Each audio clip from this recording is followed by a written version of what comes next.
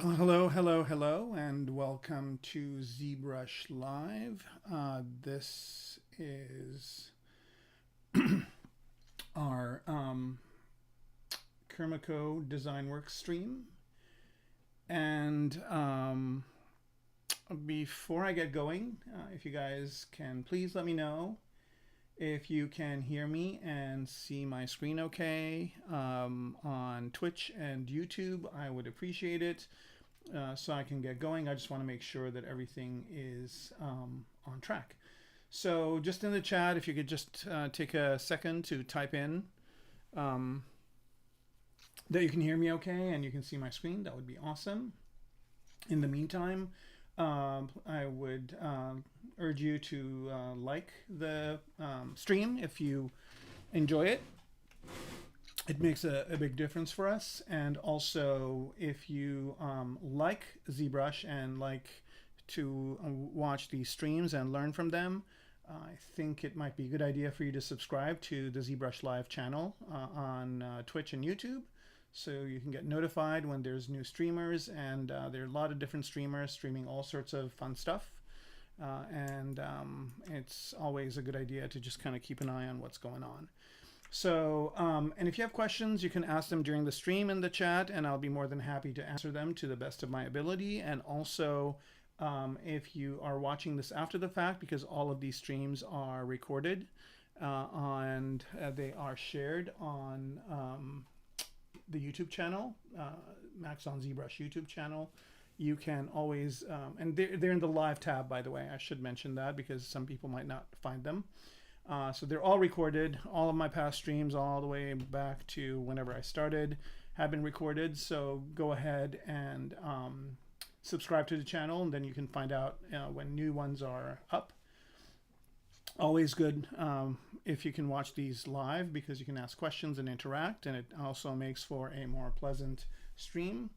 And if you have the questions after the fact when you're watching these on the YouTube channel, you can ask them in the comments, and we will look at them every once in a while and answer them for you. Okay, so with that, we're about to get started again. I still have not gotten the go-ahead from somebody in the chat whether or not you can hear me and see my screen okay. So I will wait a few minutes just to make sure everything is on track and the audio levels and everything are working well. They usually are, but it's always a good idea to make sure. I've had times where I've been talking for a few minutes and then I realize that the audio is off and people chime in, but it's always a good idea to make sure things are working before I get started. All right, so okay, hopefully everybody's doing well and coping with everything that's going on. We still have not, we still have a few fires burning in LA, and we are expecting rain this weekend, so that could mean some landslides. Hopefully we won't have any problems. Okay, Ninja, thank you very much on YouTube, so we're good. I'm assuming we're good on Twitch too. I'll wait a few seconds for somebody to chime in, but usually when we're good on one streaming service, we're good on the other. But again, it's always good to make sure rather than be sorry. Right, so if you guys could, somebody on Twitch watching this could let me know, that would be awesome.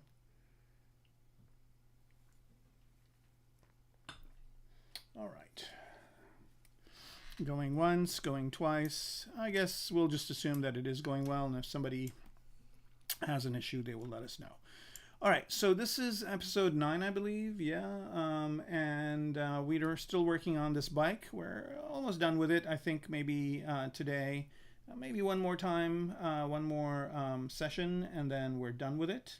I've done quite a few renders of this, and I guess while we're waiting for somebody to chime in on Twitch, I'll go ahead and talk about the stuff that I'm doing. So I've done quite a few renders of this already. As you can see here, I've got a diorama for it. I've got actually quite a few dioramas, and here you can kind of see it a little bit smaller, and I'm trying to get more of a kind of a European comics kind of look to it. And so I've done some renders like that, and those are straight out of ZBrush. And I've done quite a few others over the time, some graphic design type renders of the bike as it is progressing. Here's another scenario where I've shown it, and this is all on my Instagram channel, which by the way is instagram.com/Kermaco, and I invite you all to follow me on here because this is where I post most of my work. I also am on Blue Sky and will be transitioning more and more towards Blue Sky as time goes on, and kind of divesting out of Instagram and Facebook, and just kind of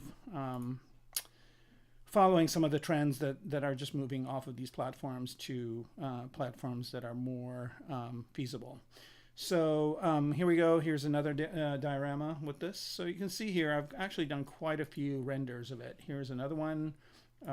Here is another one as well. And I think I've got a few more. All of these are renders of the same bike.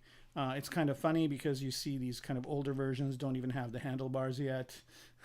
So, you know, it's always good to kind of get some compositions and things out of the way as you're doing these. So anyway, Instagram.com/Kermaco.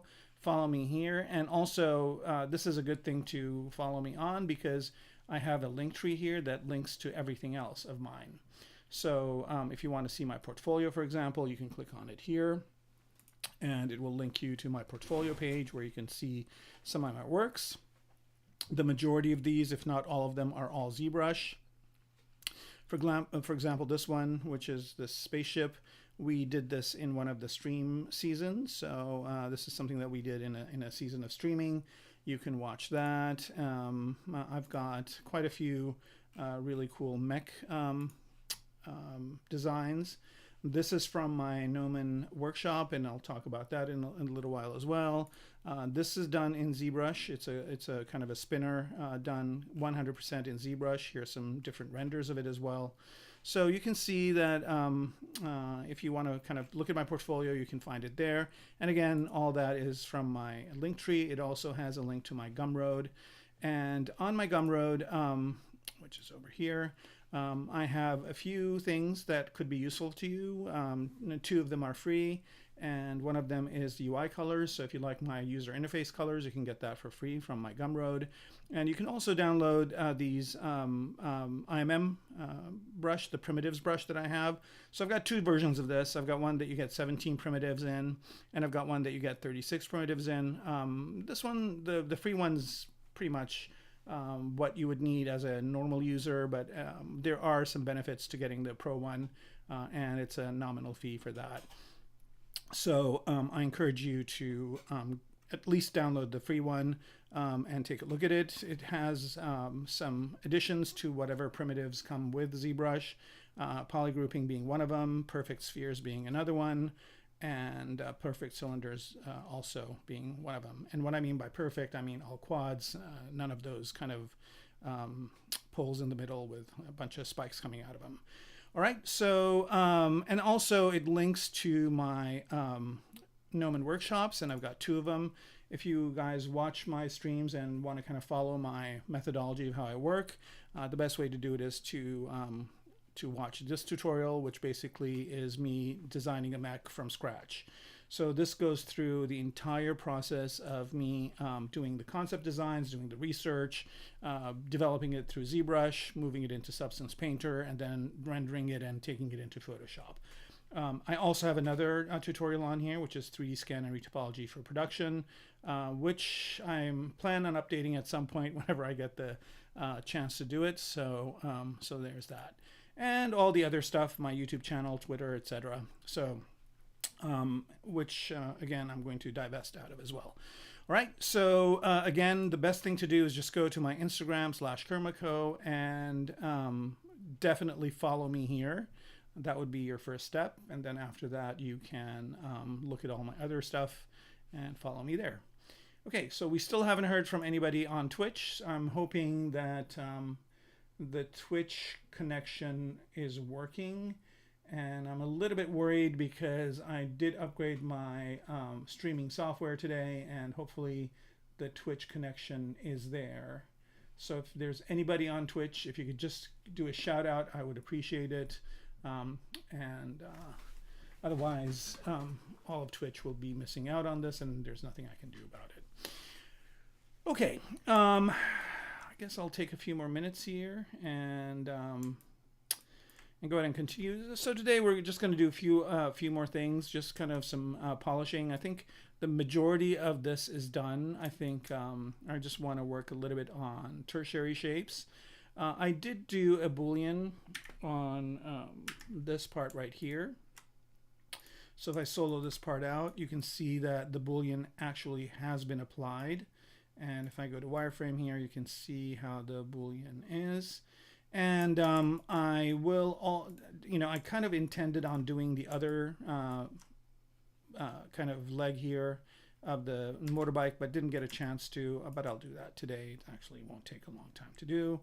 And it might be useful for some of you to watch it, and I might make some changes to it as well.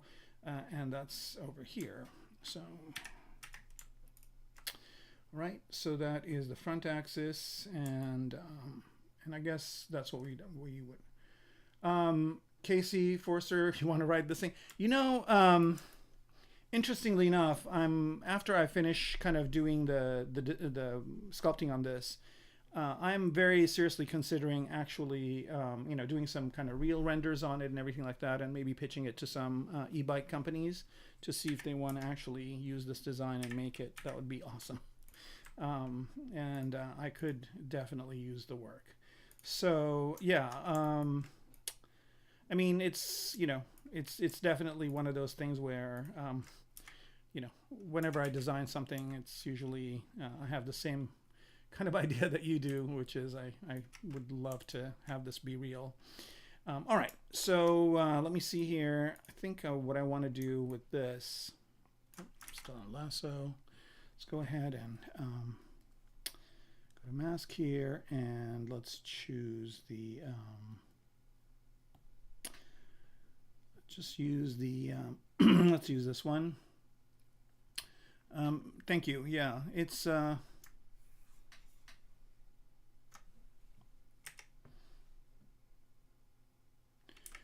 I'm just kind of making that parallel with this line just to kind of keep that consistency.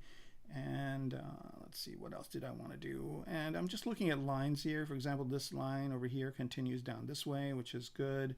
This line has this kind of as a parallel, more or less. And so I think this part over here is good. I'm thinking of maybe putting something in there.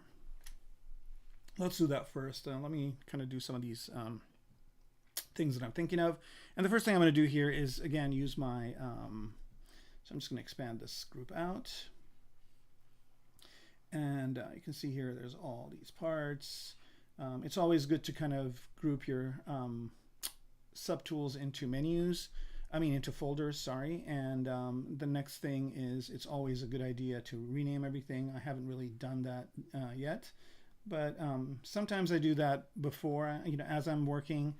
If I'm on a job or something, I'm usually doing that as I'm working. And then if I'm doing this, which is more for fun than anything else, I usually, at some point before I render or before I send it out to other programs or whatever, go and spend the kind of the task of cleaning it up and renaming everything to correct names. Okay, so here I'm just adding a Polymesh 3D and going to the Move brush. And that brings up the Gizmo, of course, and then I just bring up my primitives brush here, which is my IMM brush, and what I want to do is just kind of put in a cube, maybe a 2x2 cube, and if you want to see what that looks like, I'll just go ahead and turn on the polyframe. It's just basically a simple 2x2 cube, right? And I just want to resize this to be smaller. And notice here that, and I should mention this, the Gizmo is at the edge and not in the center, okay, for all of these subtools. And that is, well, except the two planes, I should preface it with that. And the reason that is because this is an insert multi-mesh brush. So meaning that if I want to insert a cube, I don't want to insert the cube in the middle of the cube. I want to insert the cube at the edge. And that's why the Gizmo is always at the edge of the cube, right? And if you want to put it in the center, I mean, it's as simple as clicking Alt and clicking on this little map button, and that centers it. And then I'm just going to resize this smaller like this and scooch it in here, resize it some more. And yeah, and I just want to create like a piece that goes inside that area. And I think I'm going to hide the rear tire here if I can. And, oh, good. You know, 50-50 chance, sometimes it works out. So yeah, and just a little piece here, just to kind of add some visual interest.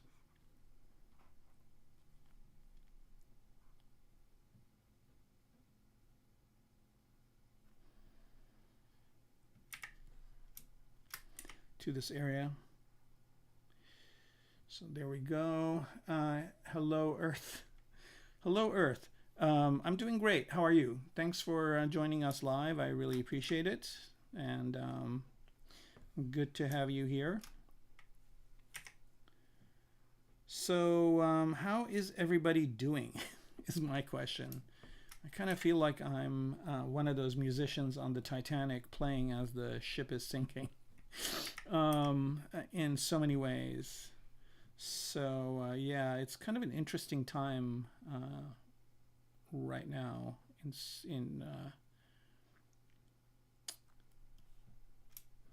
just from a ecological perspective as well as a political perspective, it's just very kind of interesting time. All right, so I'm just masking this bottom part, and I just want to expand out this top a little bit. I think I want to expand it out just on top here, like that.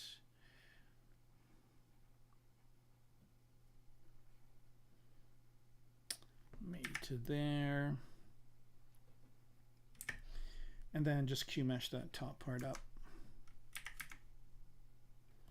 Right, so here, if I want to Q-mesh this, I basically need to do Q-mesh and flat island, and just Q-mesh this up to this shape. And let's solo that. And do I want it to intersect that part, or do I want it to come short? Let's look at it from the side. Okay, it doesn't really matter from the side, so I'm just going to push it up. Okay, well, how about to there? All right, so I've got the part kind of doing what I want it to do. Now let's go ahead and give it a little bit more character. Again, I don't really want this to be very deep. You know, oh, you're the person who recommended the Pi menu. What was it called? I did download it. It just seemed like, you know, I needed to go in and program stuff. So it kind of seemed like a bit of a, you know, a little bit more involved than I'd like it to be. And honestly, if I didn't really have this kind of easy way of just doing this, I would probably give it a little bit more thought. But fortunately, this menu that Wacom has is pretty straightforward. So I yes, thank you for recommending it. I appreciate it. However, I don't think that I'm going to use that. I think I'm going to stick with this Wacom one for now. But if for some reason I do need to use it on a platform or on a pen display at a job or something where they don't have this, yeah, Auto Hot Pi, that's right. If they don't have a Wacom tablet and I can't use the Wacom menu, then I will invest the time in getting that to work. But I appreciate you letting me know about it. I always appreciate people letting me know about these things, and I value your input. Always learning new things about you know, I always like to interact with people because I always learn new things and implement them in my workflow, and it helps. Okay, so what I want to do is I want to inset this, and I want to inset. Let's inset each poly. Let's see if that's going to be interesting. Oh, what is going on? Okay, inset and inset each poly. All right. Wonder if this is going to be interesting. Let me see here. Yeah, I think that adds a little bit more visual interest. And what I'm going to do is go back to this, and I'm going to Q-mesh, polygroup all, and let's pop these out a little bit like this. Okay, and let's see. Yeah, I think I like that. So, I mean, just a little detail, but it adds a lot of visual interest. Okay. Yeah, I wish they had a more intuitive and fast UI. I really do. I mean, right now it just seems like it's very programming oriented, programming heavy. So, which, you know, I mean, I do have a computer science degree, so it's not that I'm shy from the programming aspect of it. But on the flip side, you know, for something that I don't need to delve into something to get it to work, I'm gonna choose to spend my time doing other things.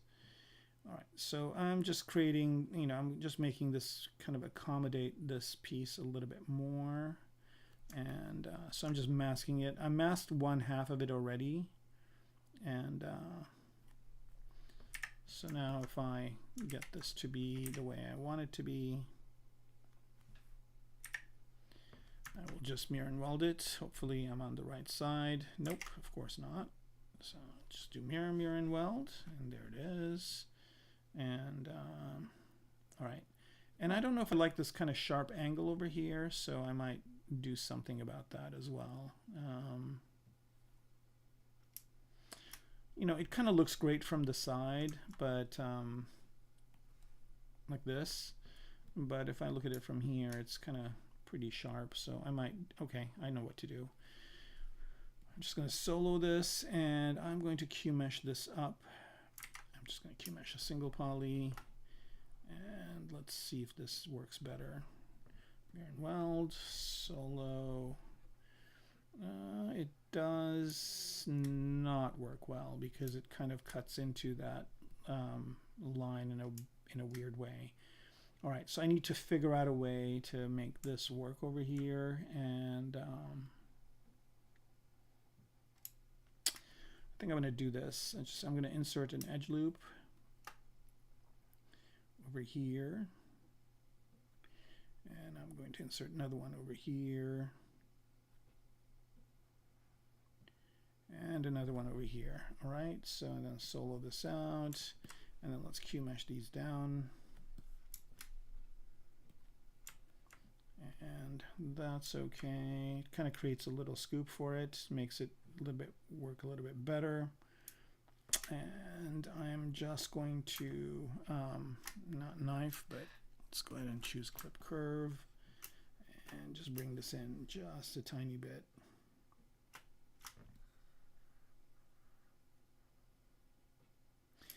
Okay, that's great. And then I want to move this over a little bit. So I'm just going to, this is kind of a nifty trick. I'm going to mask this edge loop complete, like this, and then invert that mask, and then just move it in. So it's kind of, I don't know why it's not doing the one on top, but easily fixed. All right, here we go. All right, just bring that in a little bit. Okay, that's good. Let's mirror and weld that to the other side. All right. Okay, so that's looking a little bit better. I want to add one more detail inside here. So I'm just going to go ahead and select these two and inset them.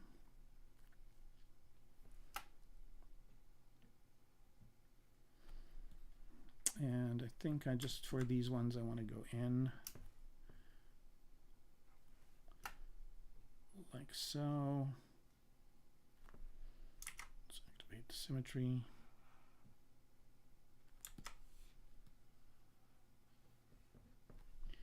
And let's see what that looks like. Okay, that just creates a little bit more visual interest. Not that too many people are going to see this part, but if they do, it might just catch an angle or some sort of a light that makes it work good.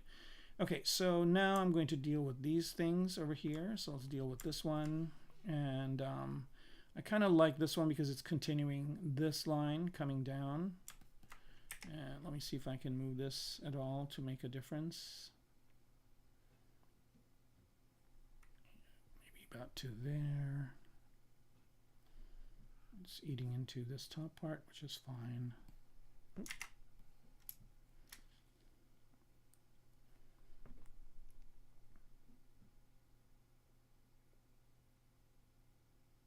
So yeah, it's just continuing this line down. Okay, let's see. It's the bike six-pack. I love it.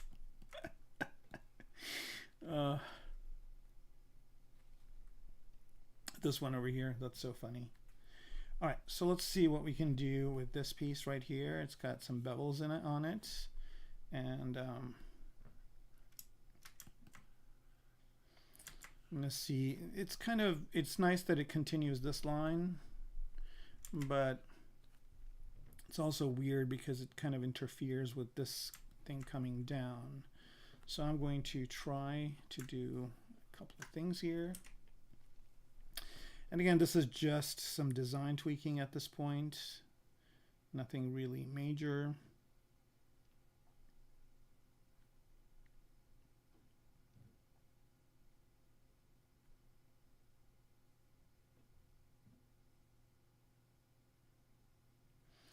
And trying some different ideas here. What if it just came down this way? I think that might work better. Let's make sure it doesn't interfere with the tire. Nope, nowhere near it. Okay, so that's good. And then there's this one over here. So these could be like battery packs or electronics or some other types of things. And then let's see what we can do with this guy right here. And this guy, maybe we can move it down to continue that line, even though it breaks it over there, which kind of adds some visual interest. And then let's move this over to here and down this way.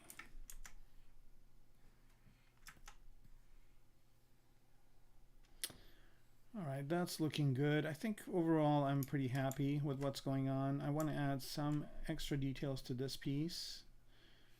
Oh, this is all one piece. I did not remember that that was the case. All right, not a problem. And wonder if it would be a good idea to just separate out this piece. All right, so I am going to do that. I'm just going to duplicate this whole part. So I've got two of them. And then with one of them, I'm just going to, which is going to be the main one, I'm going to remove that. So it just creates this empty space over here, and delete hidden. And I don't know if you guys realized how little, how low poly this thing is. So this actually is a whole feature of the bike, but it's super, super low poly. It goes all the way down to here. And I haven't really subdivided it or done anything with it. So it's always, great when I discover that I've kept something super, super low poly. Okay, so then my next goal is to close this up. And I do have symmetry on. So what I'm going to do here is go ahead and link these up. All right. So let's go ahead and bridge these two. Cool. There's no line going through it, so I just can continue bridging. There's another one, and there's another one. Okay, so that closes that up, and that's the first part. And then with the second one, I'm just going to do the exact opposite of what I did there, which is keep this and get rid of the rest. Right, same deal. Now I don't really need these edges, so I'm just going to delete them. Always good to have quads as much as you can. Non-symmetrical. Here we go. Okay, and then bridge. Oop. These two. Bridge these two. Oop.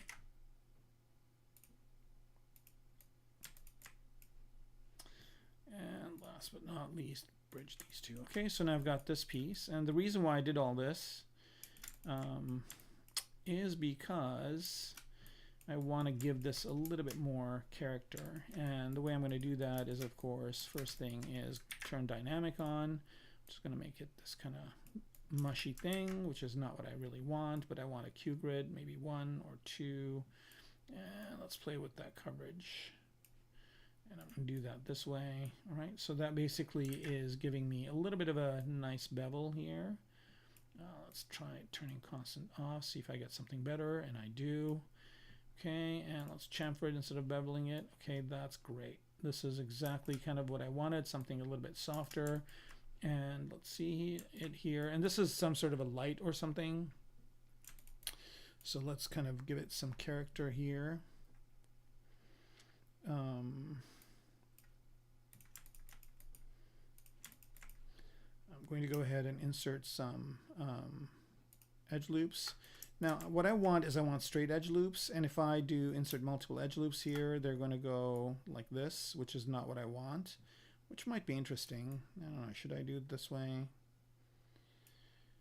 Or another thing I can do is go to slice curve here, add one on top, add one on the bottom. Okay, and let me make these kind of more deliberate. Maybe one here like that, and maybe one here like this. All right, and actually, even before I do that, let me just apply. Here we go. That worked. And interestingly enough, when I did apply it, this works. So I will just use this one, and I will just use these two curves. And the way to make that work is I'm just going to mask this top part, mask the middle. Is there more polygon? Okay, yeah, this is pretty detailed, so maybe. Maybe before I accept it, I'll do the things I intended on doing. Okay, so I was doing it right the first time. Okay, I'll just add one there, add one here, and now if I insert multiple edge loops, notice that they will be straight, and this is kind of what I want. I don't want too many of them. There, that's good. And then, so this is kind of a light, I guess, light fixture, and what I want to do is I just want to select these.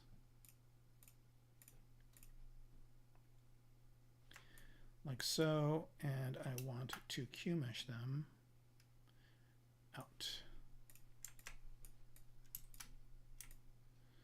Okay, and let's see what that looks like. And the other option I kind of wanted to do is maybe Q mesh them in to see if that works better.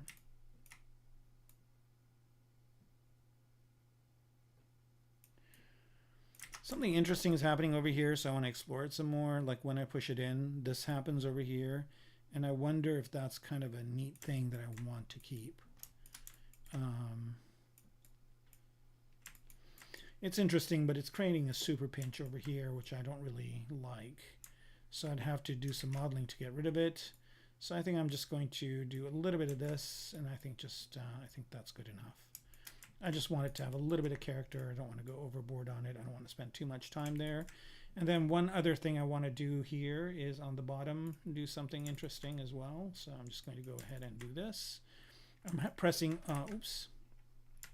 Alt down just to do select these, and then I want to inset. And I don't want to inset each poly. I want to inset the whole region, and let's do that. And I don't want it to go wild like this, so I'm just going to go ahead and use the legacy inset, which also, I don't know if this inset idea is working too well.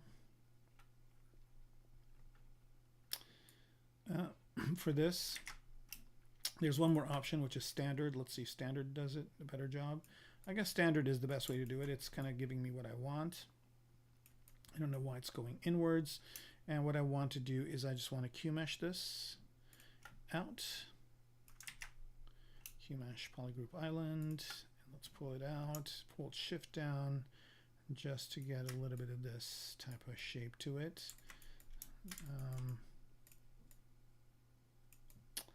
There we go. Again, just a minor bit of interest. Oh, I didn't really want to go up that high. All right, so to fix that, I'm just going to go ahead and I want to slice it. I actually want to do a clip curve and just lift this up a bit. Actually, another way of doing that would be just to select this bit and move it up. That way I could be more kind of accurate with it. There we go. And now do this part like that. All right.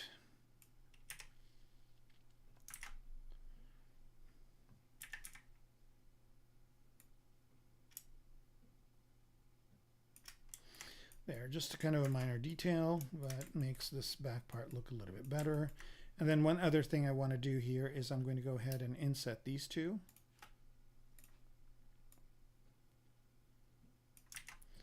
Let's take a look and see what's going on. Inset like that. Maybe I'll do all of these guys in one shot, just a little bit like that. And let's Q mesh these inwards as well.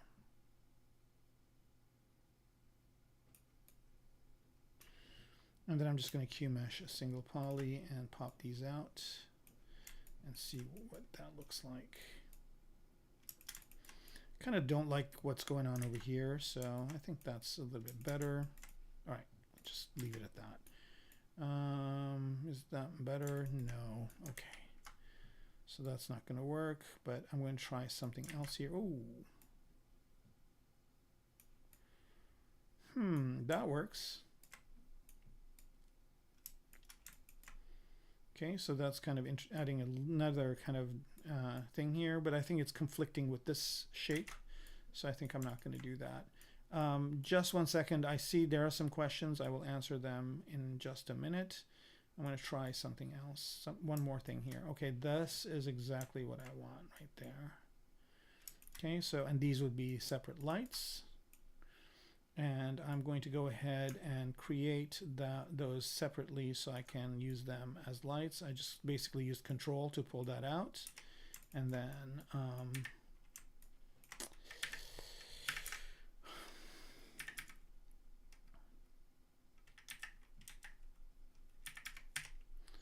right, I'm just going to place these so they are parallel to this, and I'm going to push these in.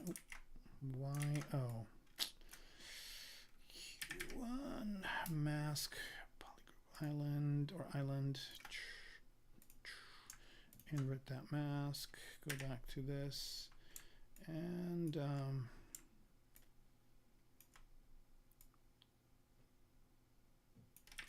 push these in so they're touching. So there you go. Oh, I should just split mask points or split unmasked points, one of the two, split unmasked points. So now they're separate pieces, and then I can make these as lights. So again, just a minor detail on the back, but definitely adds a lot more interest to it.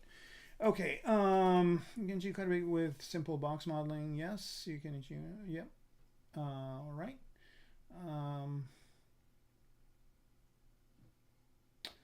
How much does this program cost? Okay, so we do have somebody from Twitch chiming in. That's great. All right, so I don't work for Maxon per se, so I can tell you where to go and to find out.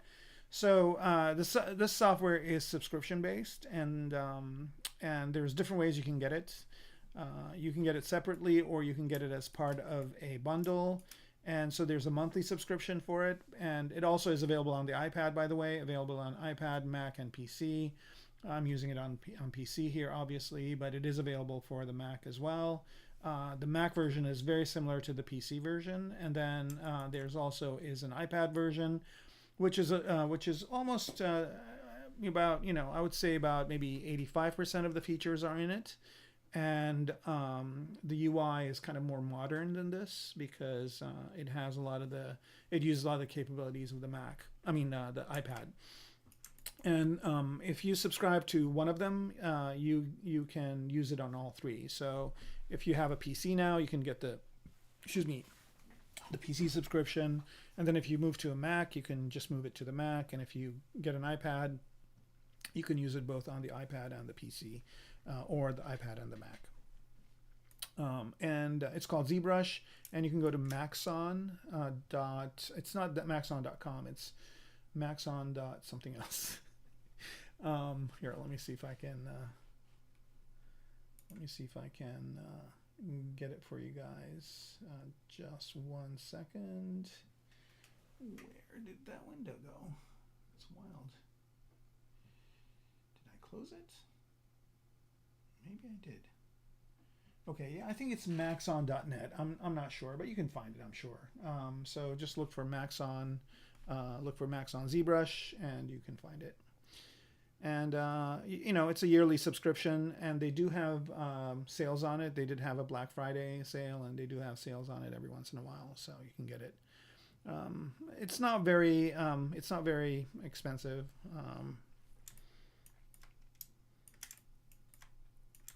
But they did move to a subscription model. Okay, so hopefully that answers your question. Amory Erp 1013. All right, so let's see, what else can we do here? I think this back part is almost done. I don't know if I want to do anything else with these two, except maybe maybe this is like a battery pack that can get pulled out. So I don't know if I want to put some handles on it. I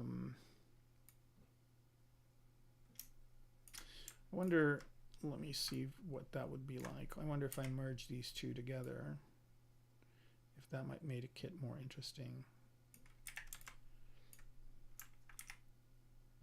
I think that's a better look, but what if I move this in and down?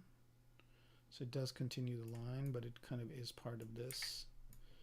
And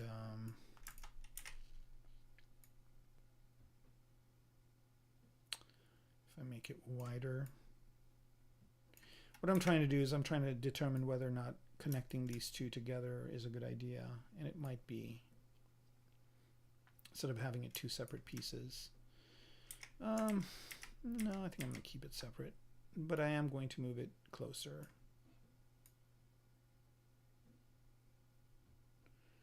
And I want to make sure it does continue that line more or less.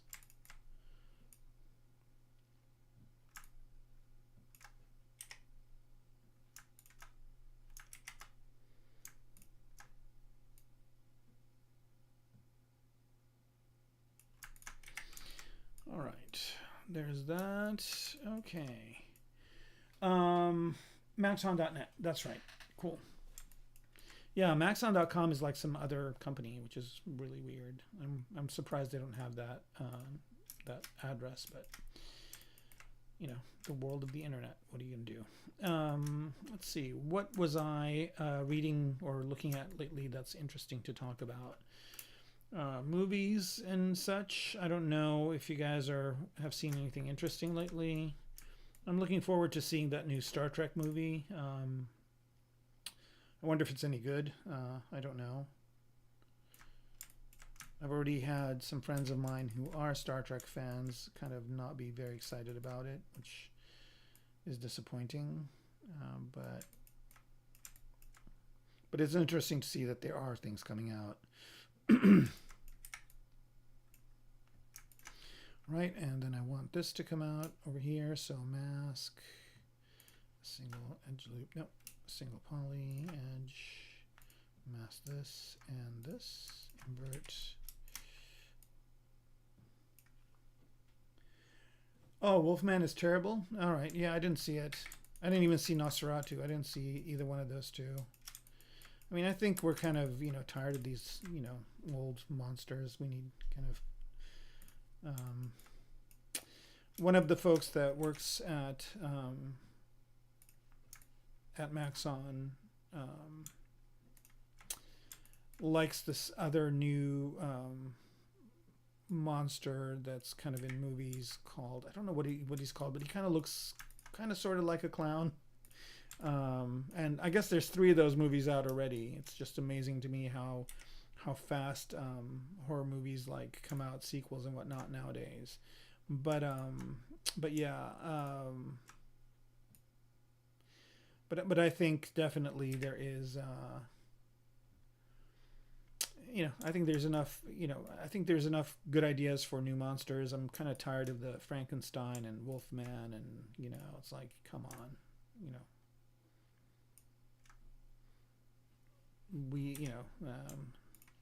oh, I did watch a really, really good old movie that is very kind of timely.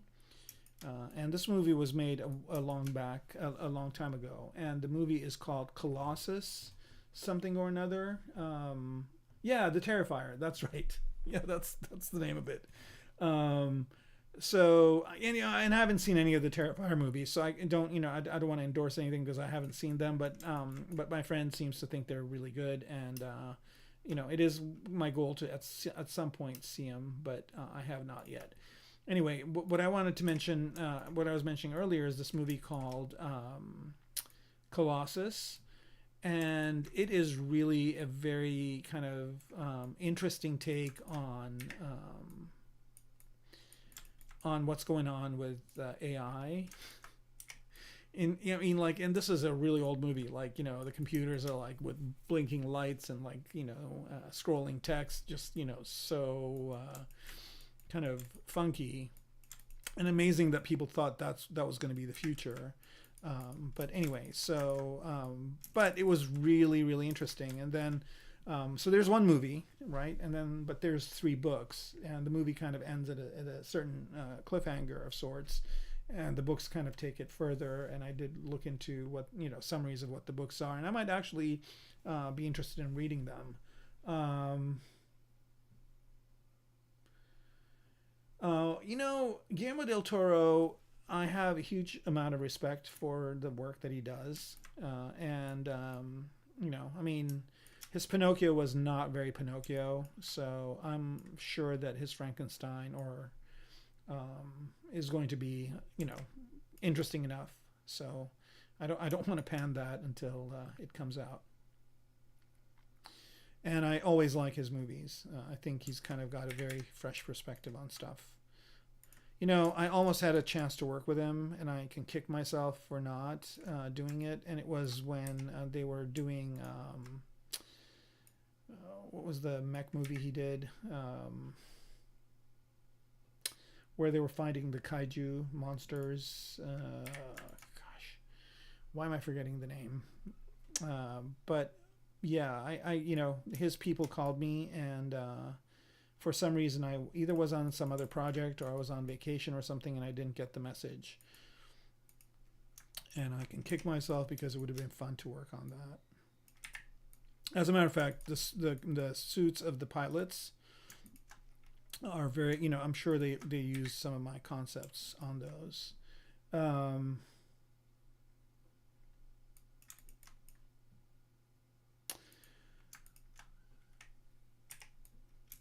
But yeah, I would definitely, if you guys are sci-fi fans, if anybody is, I would definitely see if you can find Colossus somewhere.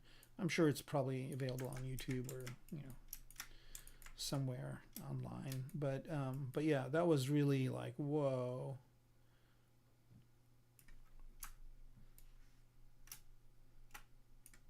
And I think with all the stuff they're talking about AGI and this, that, and the ASI and all the new kind of, buzzwords of the day, I think they're basically rolling themselves into that.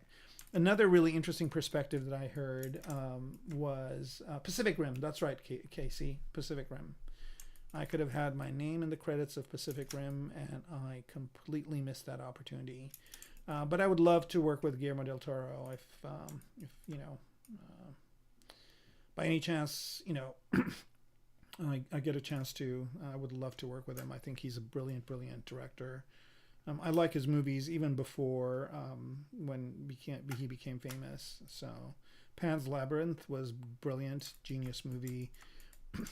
And I like that he doesn't pull any punches at all. But yeah, coming back to talking about AI, yeah, it was like, I would say that sounds about right, about 1970s. Like it's an older movie. Yeah, Colossus: The Forbidden Project. That's the one, The Forbidden Project. And it's funky. It's like, it's got the whole 70s vibe to it and everything like that. So if you if you're not into that, it might be not your cup of tea. But it's so funny to watch old movies, and 70s movies, I guess, are old movies. They're not in kind of my lifetime, but they are older movies. But anyway, I guess the newer generations definitely see them as being kind of classics. You probably are watching, the newer generations are probably watching 70s movies like I watch, 50s and 60s movies, or even 30s movies. So, but anyway, coming back to AI, and what's interesting about it. So, a lot has happened in the last week about AI, and there's just a flurry of stuff going on. And it just seems to me like it's just moving really, really fast. No checks, no balances. And I think the older administration had signed or had created some sort of a little handbrake or something on checking into making sure that things are okay, and that's gone now. So it's just basically, there are no checks and balances. It's just, it's just get to it before the other people do kind of mentality, which I do understand. But I also think, it could cause issues. All right, so this one looks like it lost its symmetry in the middle, so I'm going to turn symmetry off, and this is a kind of a good look up here moment. And I wish I could do the what Paul does. I should just soundboard his thing and like press a button and play it on my Stream Deck. I might do that actually. I might ask him first because I don't want to, you know, infringe on his copyright. Anyway, coming back to what I was saying is that I totally forgot what it was. Look up here mode. Oh yeah, fixing this. Okay, so I kind of tweaked this thing, but as you can see here, the center symmetry line is moved and the object is no longer symmetrical. So what I want to do is first I want to delete this edge loop. So delete this edge loop in the middle. Okay, and then just mirror and weld it. And now it's symmetric again, right? So we're good. And I probably did the same thing with this one. No, this one's fine. Okay. All right, so kind of working on the rear part here. I think this is good enough. One more thing to do here is on this part right here. I might add a bit of interest to it. So over here, I'm just going to go ahead and solo this out and maybe do some interesting thing here. So I'm just going to go ahead and again use my Alt key to separate these out, inset these in. And let's see what a good thing to do with it would be. All right, I'm just going to click them again. I'm not seeing the polygroup. Let's try see if this makes better sense. It does. Okay, that's good. And then over here, this kind of bevel that's going in is a little bit too sharp. So I will look at that in a minute. And then the guys over at Flipnor's worked on Pacific Rim. Okay, cool. Yeah. Oh,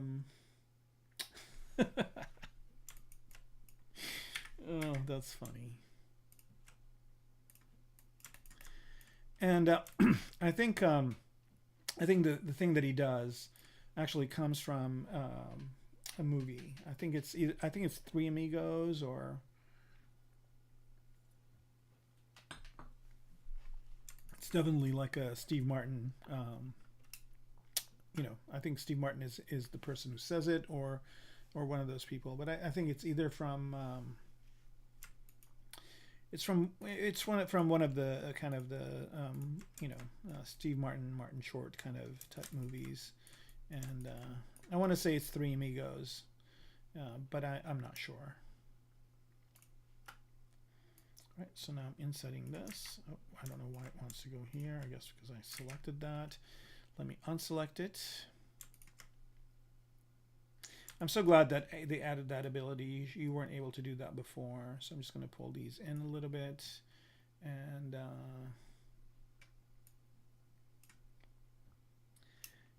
let's Q-mesh these as well. Q-mesh polyloop.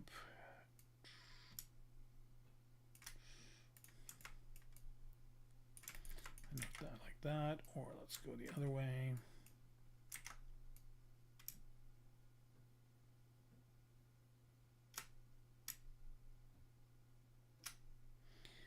I'm not liking any of these.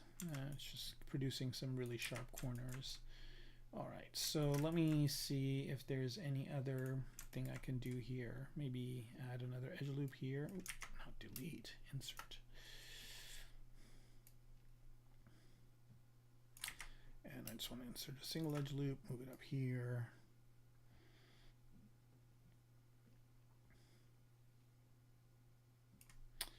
And let's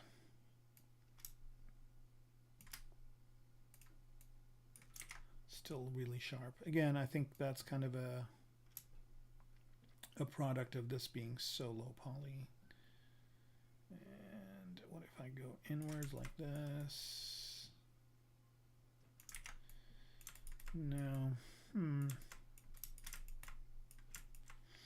All right, so let's see what I can do to add some geometry to this. Maybe that might make it work better. So I'm going to insert an edge loop, just divide this into half. Okay, so I'm going to do these in halves. So I'm just going to go back to here and let's go to 1.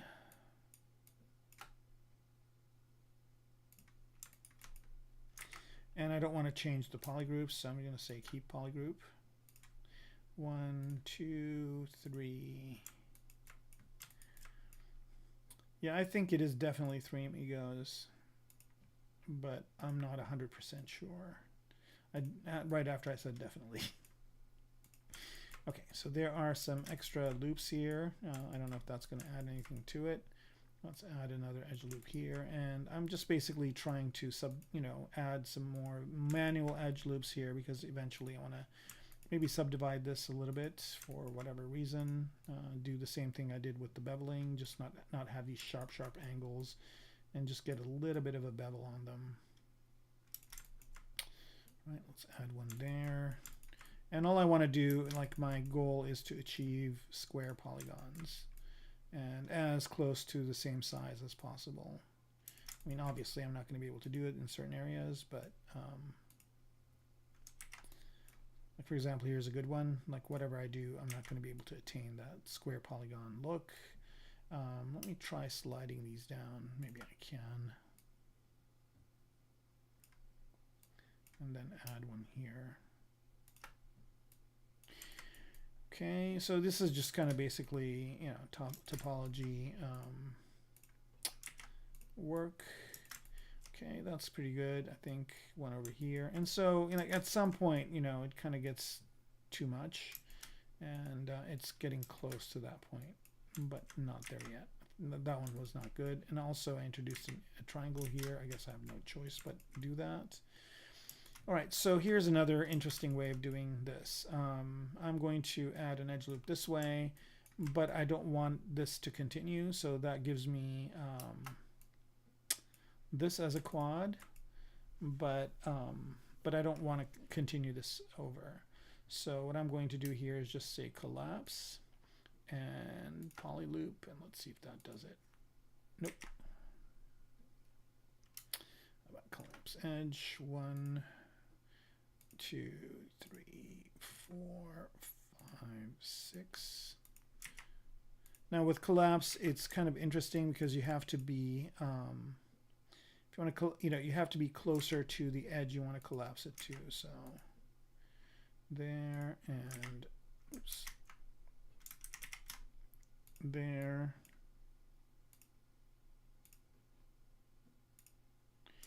Okay, I didn't want that zigzag to happen.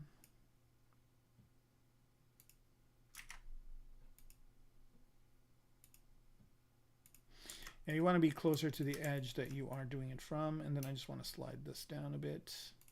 So this is kind of just traditional box modeling done in ZModeler. ZModeler is just an amazing modeling tool. It might take a little bit of time to get your bearings, but the minute you do, it really gets to be super useful. All right, let's see. Nothing new from the comments, so I'll just truck on. Okay, now what I want to do here is I want to go ahead and do dynamic on this, and I want to do QGrid. Let's just do QGrid of 1. I want to turn the polyframe off, and let's go ahead and see.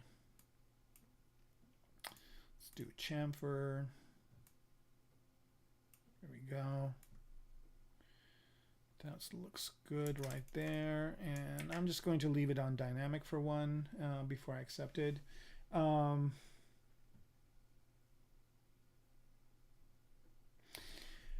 totally agree. Yeah, I totally agree with you about it being really good for hard surface and people not using it.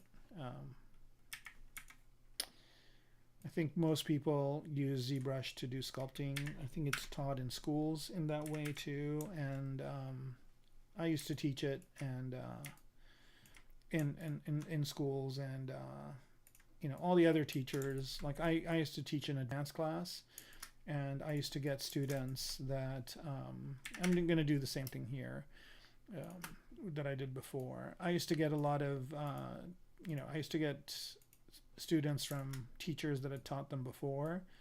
And a lot of these teachers teach them for production, and a lot of them come from production type of disciplines, and none of them in production use ZBrush as a modeler. They basically hire Maya modelers or 3ds Max modelers, or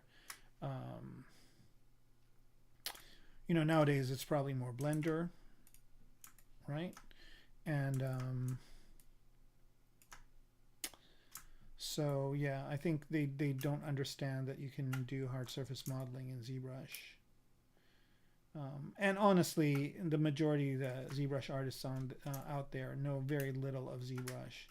Like, one of the things which is like a, you know, like I'd like to just, you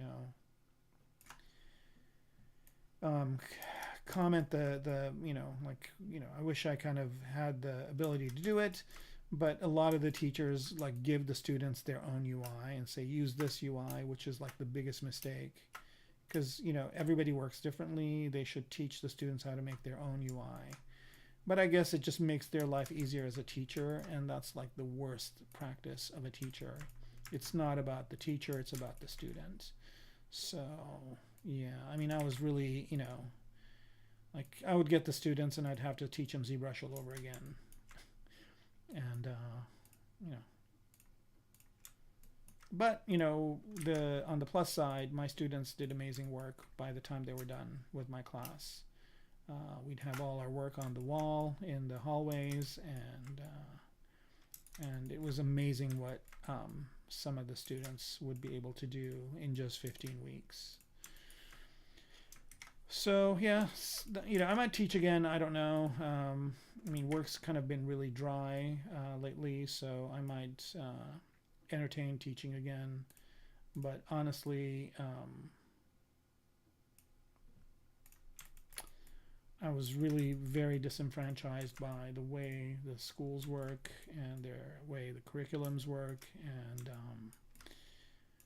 and I think I would probably be more useful doing kind of teaching online, and also teaching or doing whatchamacallits, doing more of a mentorship. I think I would kind of be more useful. And honestly, I mean, in classes, yeah, so the school I used to teach at used to have semesters that were 15 weeks. Okay, this thing I think is ZBrush. No, it's Dynameshed. Okay, so let's divide it once and re-Dynamesh it. Okay, just to kind of get cleaner edges. And I think I'm not going to do much work on this one, except maybe add some details, maybe add some alphas to it. Let's see what it looks like. All right, yeah, it could use some alphas. So yeah, it was 15 weeks, and basically I would get done with the lecture in about maybe you know, the first class is usually introductions and whatnot. You know, it's usually kind of a giveaway, kind of a, you know, not a, you know, I would do a little bit of lecturing, but really the first class was kind of more of a, you know, hey, this is me, this is my name, you know, blah, blah, blah.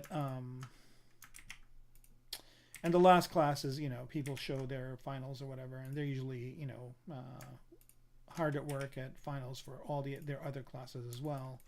So it's kind of, you know, kind of a throwaway too. So that's like 2 classes gone. And so that leaves you 13 classes, and 3 of them are usually work in class kind of stuff for the final. So I can help them with what they need to do, because usually, you know, they have a certain understanding of things, but they also need some help. And then there is a about 10 weeks of kind of, you know, some working in class, but mostly going through and learning how to use ZBrush. So yeah, no, I mean, I think that's kind of a good amount of time. I also teach at schools where it's 10 weeks, and that's kind of compressing things, but usually that's not a software learning course. That's more of a, character design course using ZBrush. So they come in already knowing ZBrush. Of course, they don't. Some of them do, but a lot of them don't. So there is a lot of kind of repetition there. And also, let's go back to this piece. And also, let's go ahead and import some alphas. But yeah, so you know what? This is a good time to do a quick save. Let me do the quick save first, and then I'll do the alphas. But yeah, so I think mentorship is probably no, it's not an intro. I don't, I never really taught an intro to ZBrush class. I usually want students to come into my class already knowing ZBrush. However, what I was trying to say earlier is that they always came in and needed that introduction, and not a kind of a knock to the teacher before as much as like they might have taken a ZBrush 2-3 semesters ago, so they might not even remember what the capabilities are or what to do. So but yeah.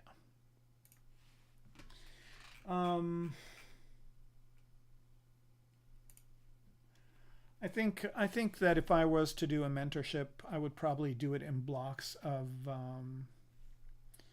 I don't know. I mean, it depends on. I would do an interview before to kind of get an idea of where the student is, and kind of get an idea of where they are and what their goals are, and then we can maybe set some sort of a schedule.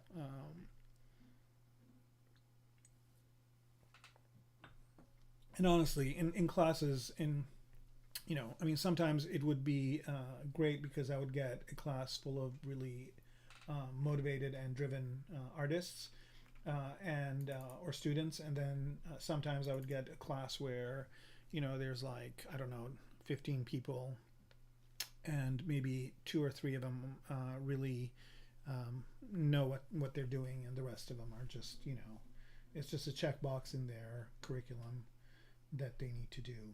So yeah.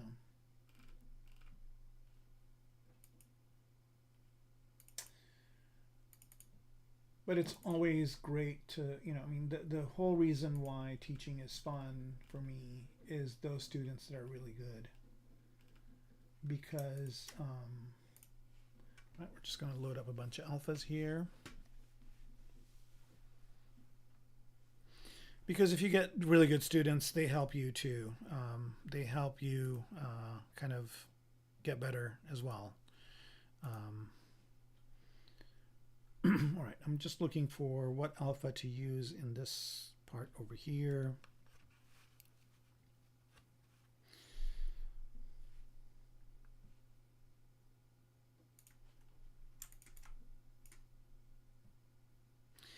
And let's turn alpha off.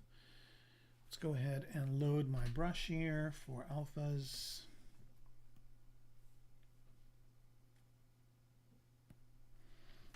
Okay, let's change that to drag rectangle, and let's pick an alpha.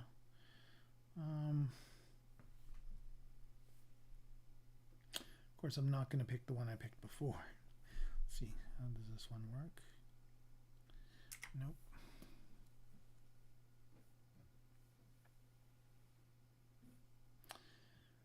Let's try and see if I can make this one do something good.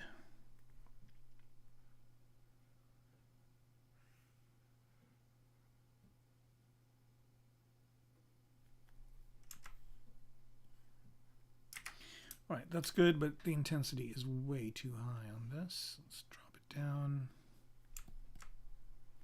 And let's bring it over here. No, that's too little. Somewhere in the 50s, 40s. And there it is. Yeah, no, teaching is definitely, I mean, I enjoy it. My teachers liked it, or my students liked it. I think a lot of them ranked me pretty highly and were happy with it. And like I said, I'd love to continue to do it. It's just the two things that really turned me off was one, um, kind of the mismanagement of the programs, and also the financial reward aspect is definitely not what it should be. I thought teachers would be better rewarded, but it was really disappointing. And I shouldn't say that as a blanket comment, because some schools paid really well and some did not.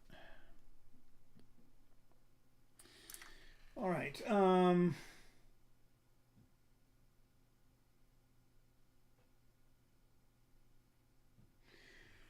Casey, you're asking if I'm on ArtStation? Yes. So I mentioned this before. I will do it again.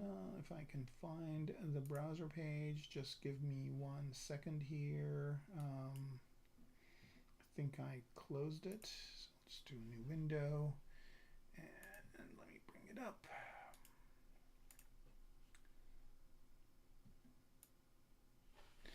So yeah, I am on ArtStation, and again, the best thing to do is just go to my Instagram. Definitely follow me there, and then if you go to my link tree, it links to my ArtStation. So my ArtStation is pretty much the same thing as my portfolio. So there it is, and it's just artstation.com/Kermaco.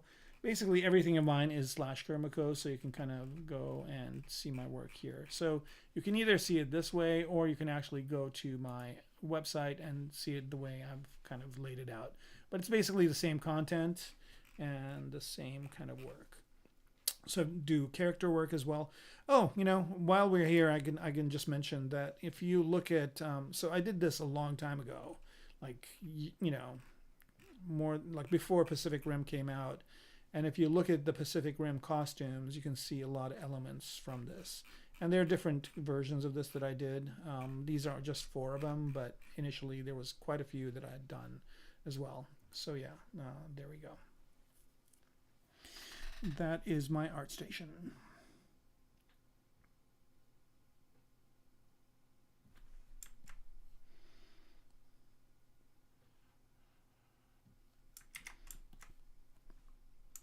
If I go the other way for this, go this way. That looks better. All right, I'm very vertical and horizontal here, and let's go ahead and add something that's more circular in this mess. Let's see if there's something circular that looks good. How about this one?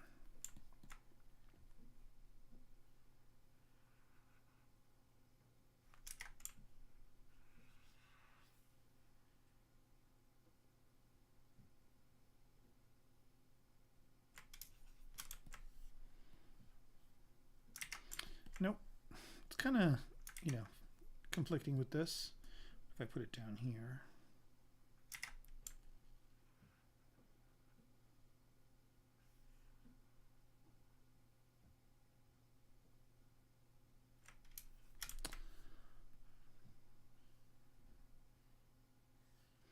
That works. All right, so, the good news is that this thing is a Dynamesh piece, so I can, it's subdivided enough where I can just go to town and add a whole bunch of stuff to it. I'm going to add one more piece to it, not to belabor it, but one more maybe might do it good. I want maybe this one. Let's see.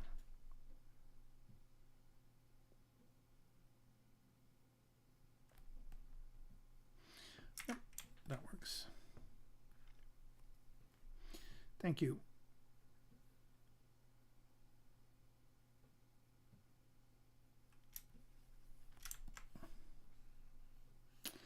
All right, I think I'm going to do the same thing, but I'm going to go the other direction.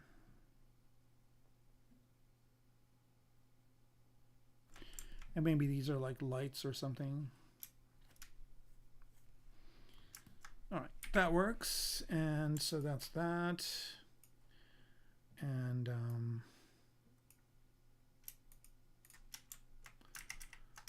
just hitting this very gently with my smooth to add a little bit of smoothing, and that kind of gets rid of some of that rigidness of it.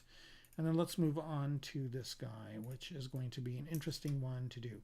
Now with this guy, I have a triangle here that is doing a subtract, and I also have another one that's doing a subtract. So if I turn on Live Boolean on this piece and unsolo it, you can see that this kind of has this little triangle inset and has this little hole, and I'm going to not do those. So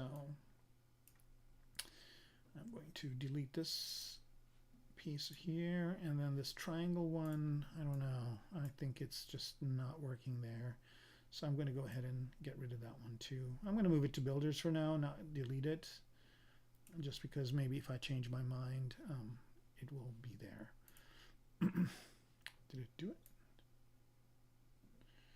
All right, let's just close some of these windows just to kind of focus on what we're working on. Okay, so now we just have these two parts, which is good, but somehow that triangle piece is still showing up, which is odd. Go in builders and see if it's still showing up. There, oh, because I've selected it, that's why. Right. All right, so now we just have this, and what I want to do here is again look at this piece right here and divide that up, because right now if I do the Boolean, it's just not going to come out good. There's going to be a lot of really noisy stuff.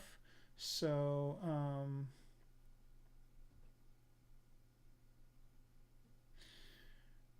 okay, thanks Casey, thanks for coming by, and definitely check me out on again, I'm on every other Friday, so I'm going to be off next Friday and then back the Friday after. All right, and now I'm just going to go ahead and do some cuts here. So I'm going to go ahead and do the slice curve and just go ahead and add some subdivisions manually using slice curve.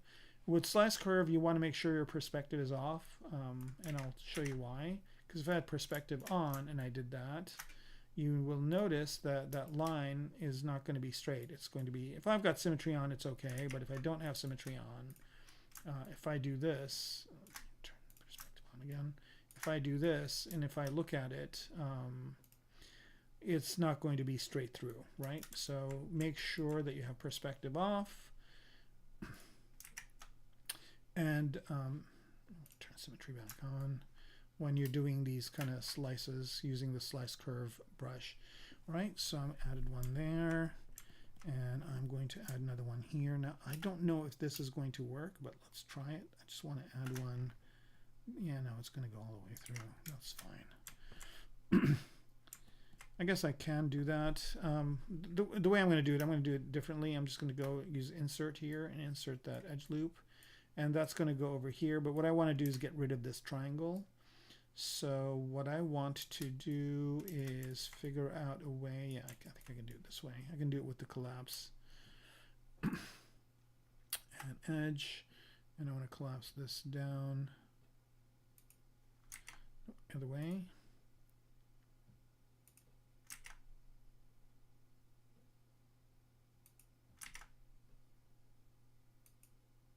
You have to be closer to the side you want to collapse down. So there we go. This last one here is being a little tricky. Okay, there we go.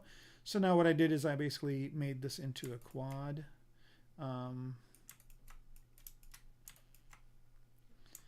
Right, let's go back to slicing, and I'm going to do the exact same thing I did there over here. Insert.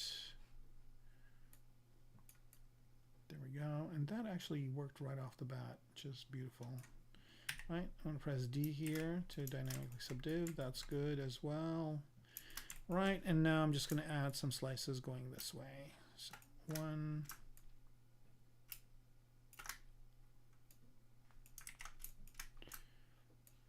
And I don't really mind these polygroups being created.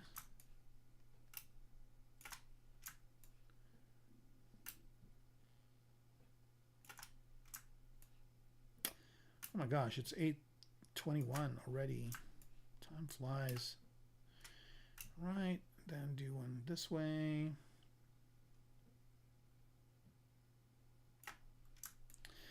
All right, anybody else want to talk about what's been going on or do stuff in the chat? Man, there's quite a few of you on there, so I don't know if you're shy or just quiet.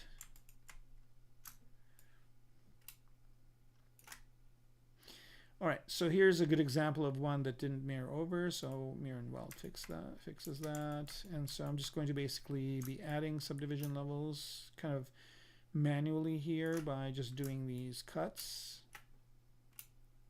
or slices. And by the way, if you don't want to create these polygroups, it kind of looks interesting, but if you don't want to do that, if you just mask it and do the slicing, I'll just do one more over here this way. If you do the slices this way, it does not add a polygroup, right?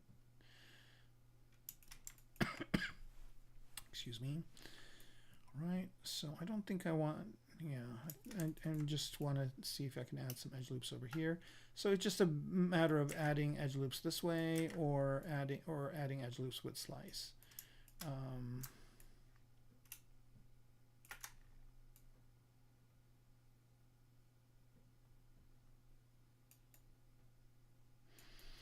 Okay, and here it's fine. I wish I'd kind of brought it over to the other side. I guess I'm just going to do the insert and just deal with all the crazy looping that's happening over here. Add one this way.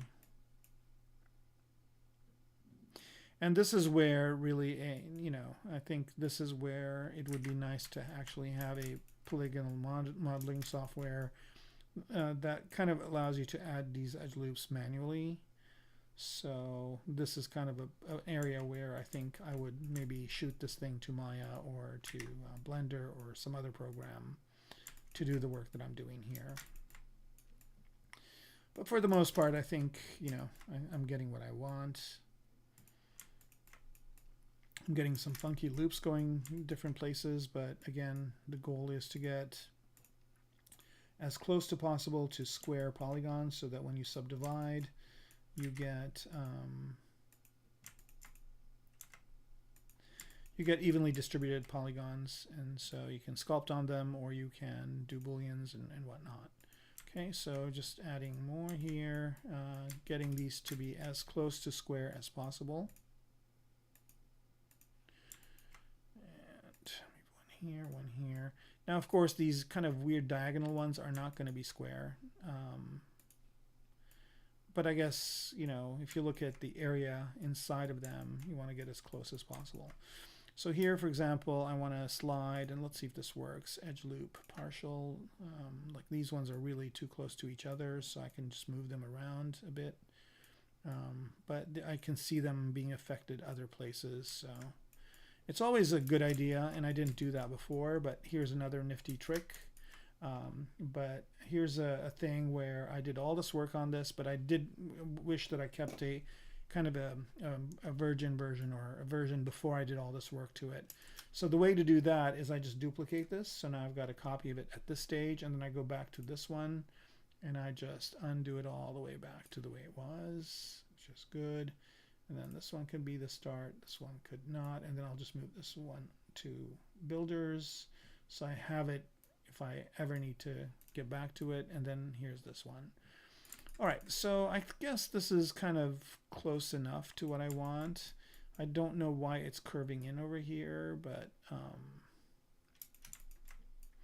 guess I could slide these edges to get to where I want them to be. Let's slide these points. Okay, so it's saying it's non-symmetrical, and I can see why. So mirror and weld to get that symmetry, and mirror and weld to get it mirror.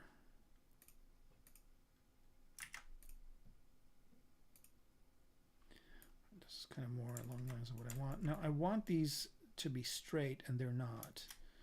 So here, what the best way to do this is going to be. So I can see this kind of weird pinching happening here. And this is exactly why I didn't want to do, I kept a copy, because now I can go and get that copy and, is it this one? And let me just duplicate it.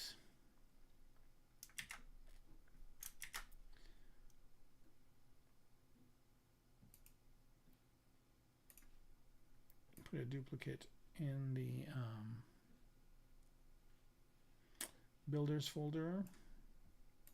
And builders is just kind of a folder that I mean, it's just kind of the way I keep a history of something. And I don't know if I like this new one that I did. I think it's okay, but it's not. So I'm going to try a different method to achieve the same thing. So I'm going to pick that one and for now delete it. Lost a bit of work there, but I'm going to try doing the same thing a different way. So I'm going to solo this out and go to dynamic subdivision. Okay, so dynamic subdivision works really nicely here because it will just, I've added creases and everything. So if I look at dynamic here, even though I've got 2 smooth subdivision levels, it's working great. And what I want to do here is if I do QGrid, it can give me a little bit of that bevel.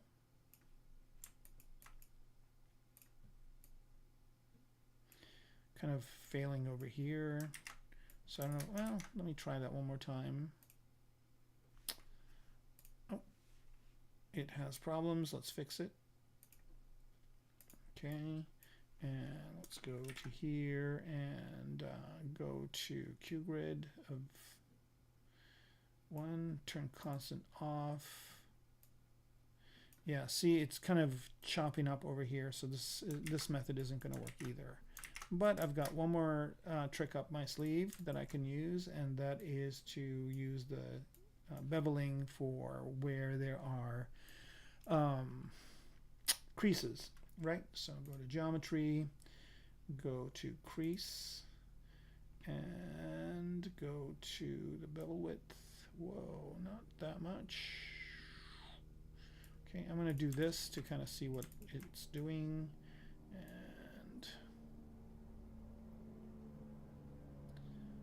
I don't know if this is going to work either.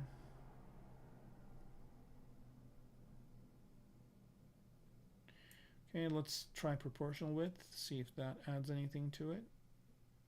No. There is kind of an area where it is okay, more or less, but it's still, this is kind of the problem child area. So let's see if there's a way to fix that, topologically. So I'm going to Control Z. So this is kind of, this is this pinch in this corner that's causing the problem. So let me see if that's a geometric thing. It's not. So there's no reason for me to have that point. Let's see if I can merge it down to something and not have it be a problem. I'm going to color this some other color here, a brighter color, so you could see it better. All right, so how to do this for it to work? I think just an easy way to solve this problem. I'm just going to delete this one edge.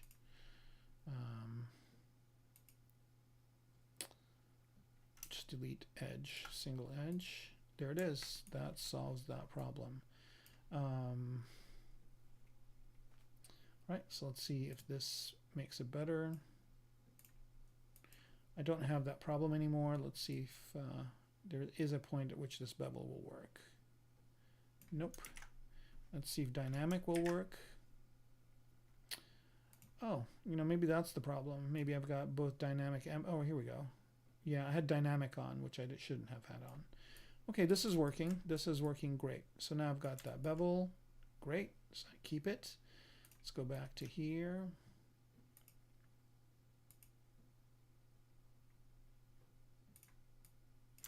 All right, so that added those kind of edge loops in the middle, and now I can start adding more edge loops.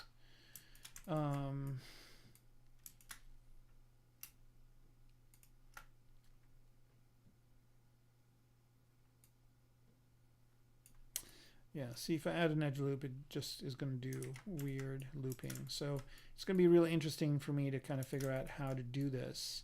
And the reason why I'm doing this right now is because I want to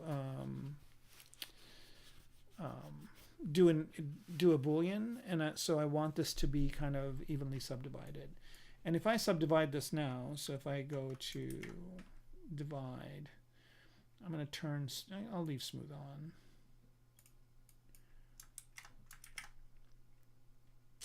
Maybe turn that off, divide.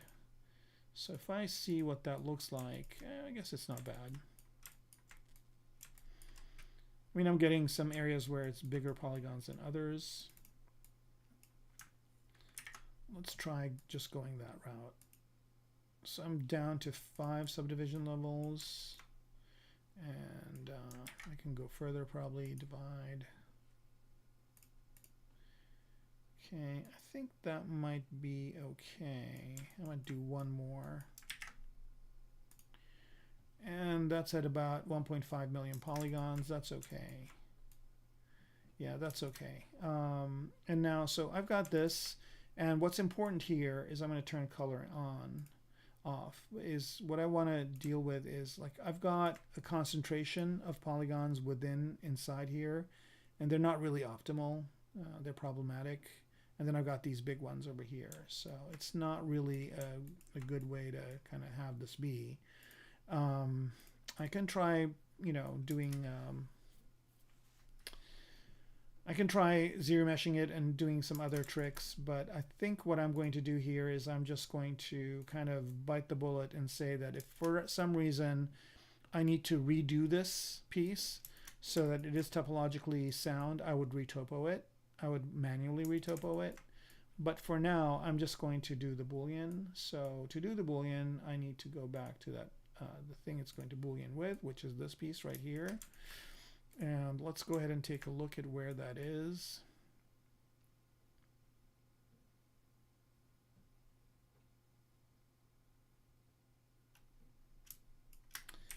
And see if I need to move this anywhere else.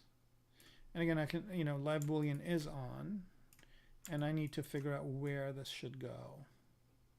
So for this one, it's pretty close to the edge, so let's kind of try and do the same thing. So I want it to kind of maybe be here, like that.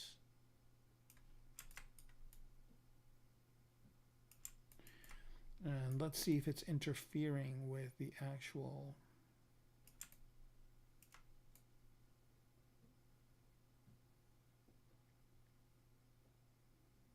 I think that kind of splits it up over here, but I can see if I can fix that by moving this forward.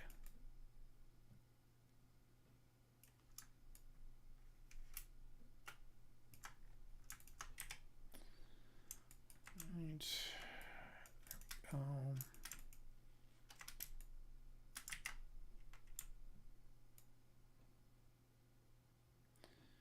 All right, man, it's been pretty quiet since Casey left. I don't know who else is still on, but if you are, all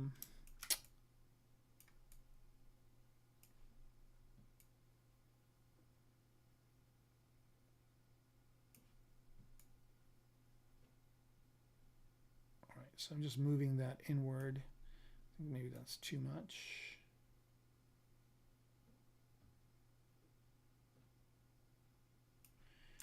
Maybe to there. Okay. All right, and then maybe rotate this a bit.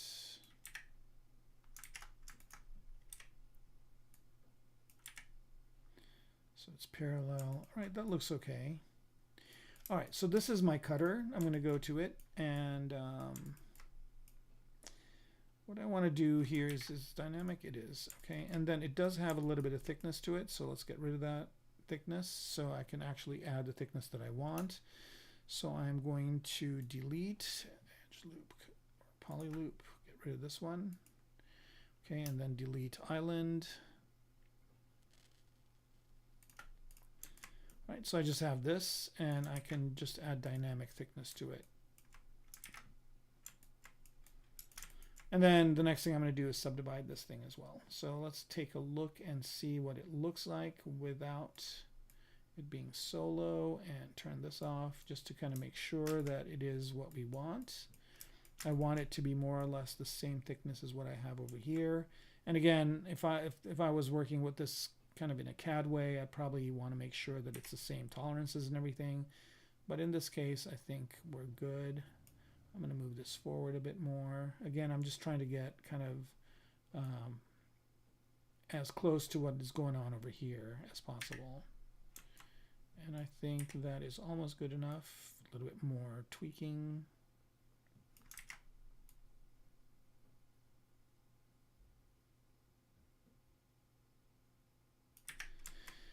All right, that's good.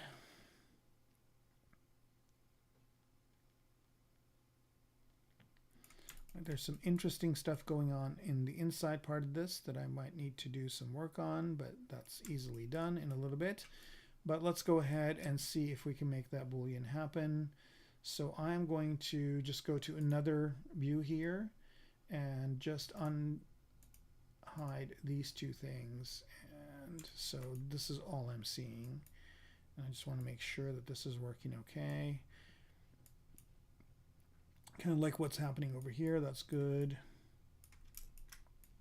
All right, and let's look at it with this on. And that's a good kind of place for the cut to happen. So with Booleans, it's always good to kind of do your homework, and so that's good. So now all I need to do is just go ahead and add subdivisions to this. All right, so again, same thing, insert multiple. Now I don't want to do specified, I want to do interactive. Turn symmetry on and just start adding edge loops going this way. And again, I want to get to the same kind of polygon size as I have on the other piece, because when you do Booleans, it's always good to do them where you have the same type of topology, not topology, but like subdivisions as where you're starting from. Okay, there's that.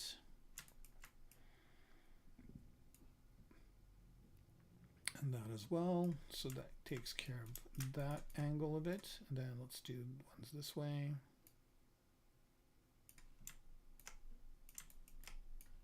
Same. So this is kind of like subdividing, but manually subdividing.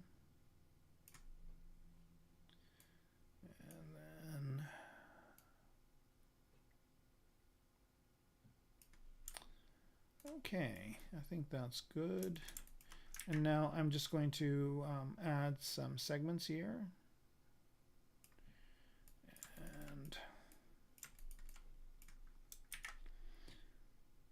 And just apply this. Okay, so now I've got this one piece as the subdividing piece. A good idea would have been to actually make a copy of the initial one of this, but it's fine. I think it'll be good. All right, so I've got both of these in this folder, so I can just do the Boolean that way. And so I'm just gonna turn this off.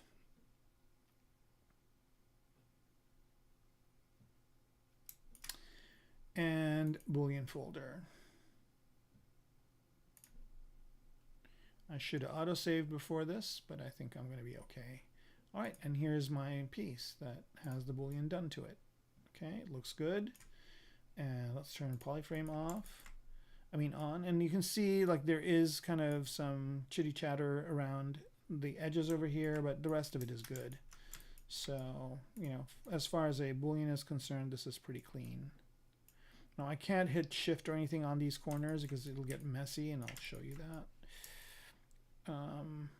It won't get too messy, but it's still, you know, you can kind of see the chatter. So I'm going to just leave this as crisp.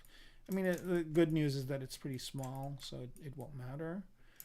And then the other thing that I'm concerned about is looking in the inside of this, because you can see straight through, but I don't think that's going to be an issue either, just because of the angle of the cutter. So I think this is good. I think I'm basically going to call this Dunzo.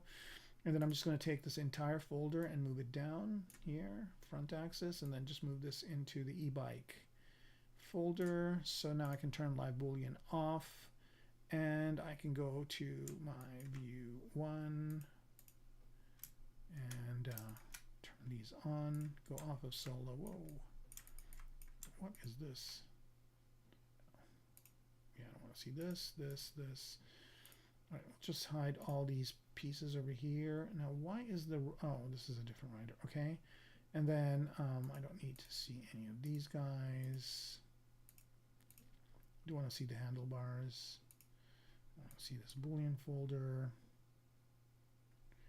And I do want to see the e-bike folder. Okay, why are these just... Okay, so let me go to e-bike, expand that out. I'll just show everything in here. All right, so you can kind of see that there's quite a few pieces in here, and I thought I was in a different view when I did that other part, but it's fine. Okay, so I'm gonna, where are the writers? Okay, they're all off. Okay, off, or on, and let's turn all these things on. Okay, so there are the handlebars, and they're all good, and then there's the e-bike, and everything in here should be on. I think I've got 2 wheels that are uncombined, so let me make sure I've got the right ones. Okay, that's the one I do want, and this is the one I don't know why I got 4 sets of wheels in here, but it's fine. Okay.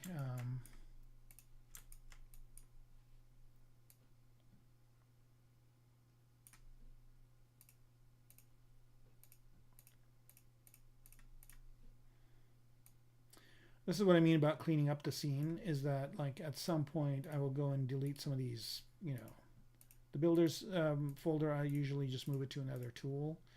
And so I have it, you know, just in case I need it for whatever reason. And then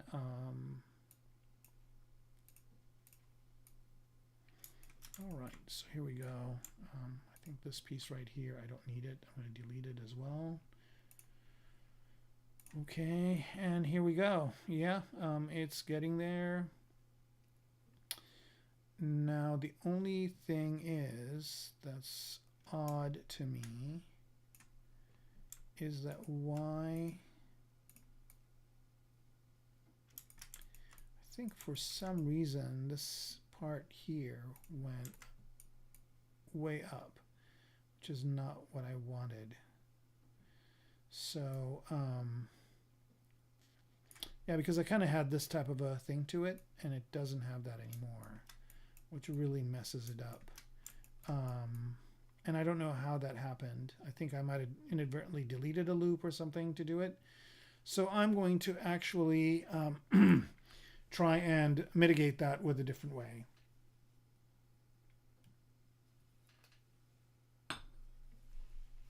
Now it's by adding geometry. So same thing. Insert one of these guys, Polymesh 3D, and I'm going to use my primitives here and choose a cube. I'm going to choose a cube 4. There it is. Move that over here, angle it.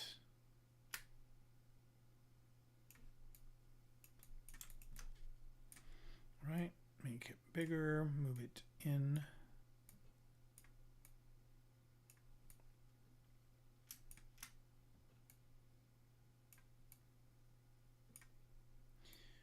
And this might help me with my Boolean issue as well.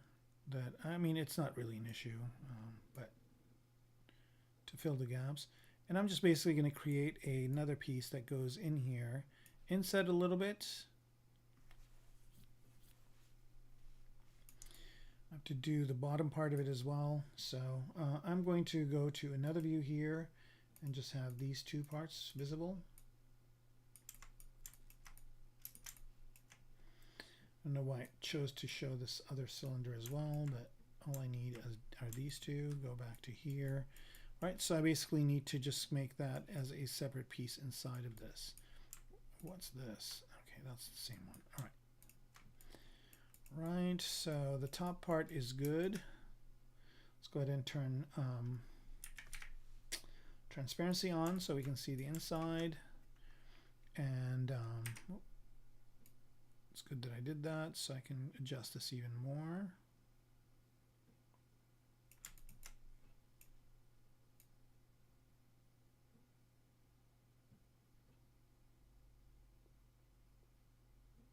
And it's wild because, you know, if I move my hand to the mouse, I have to remind myself to move it back. All right, to the pen. All right, so this top part is good.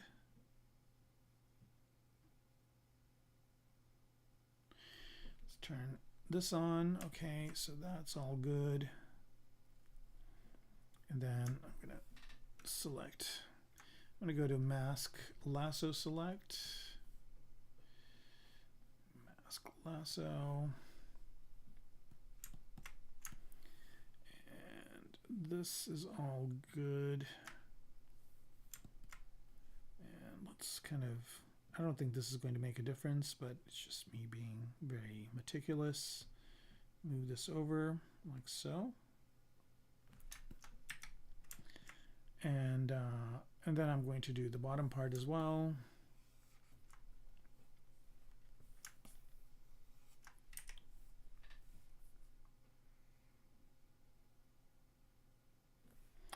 Move it down to here.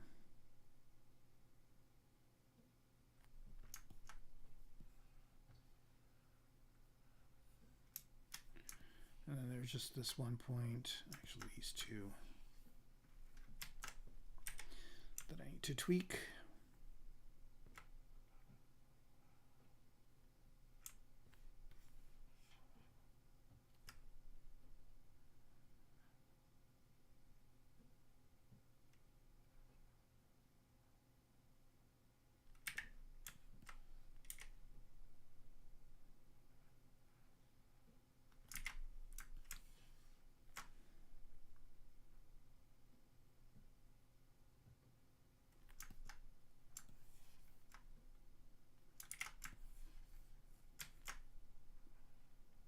Right.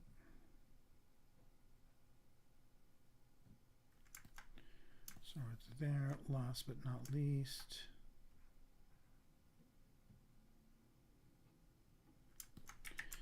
All right, let's see what that looks like.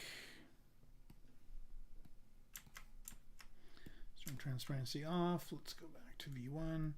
Okay, so that's looking good from this perspective, but I still need to add those kind of wings to it. So I'm just going to go ahead and do this. Clip curve, solo, transparent. Let's make this into a straight line.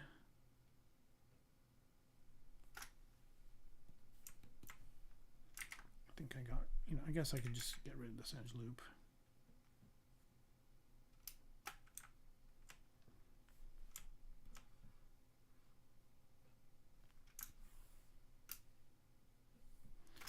Okay, and then expand out.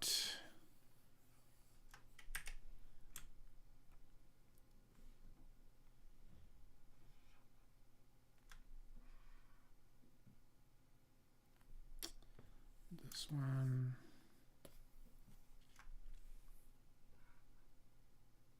Okay, so that's done, and then the next thing to do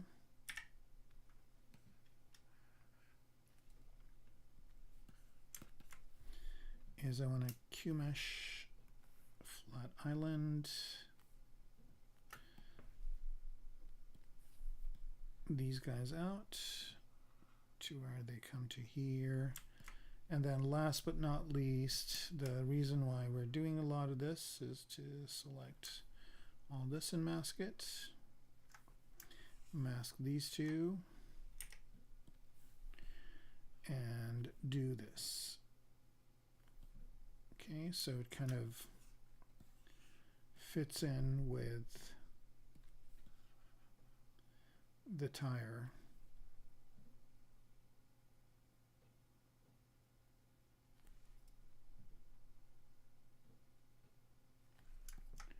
Okay, let's see what that looks like without transparency.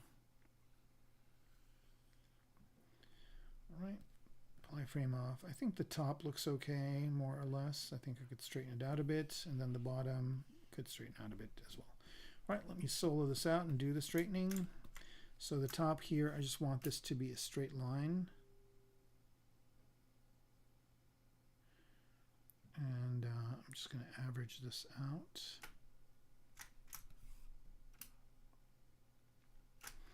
All right, and the bottom as well.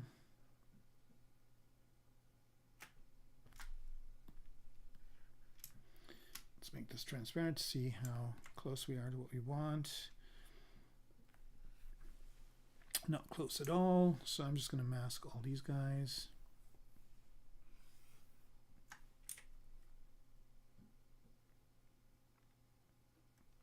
All right, so that's kind of parallel, that's good.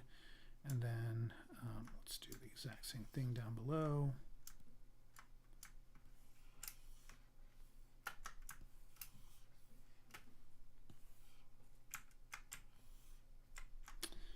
Right.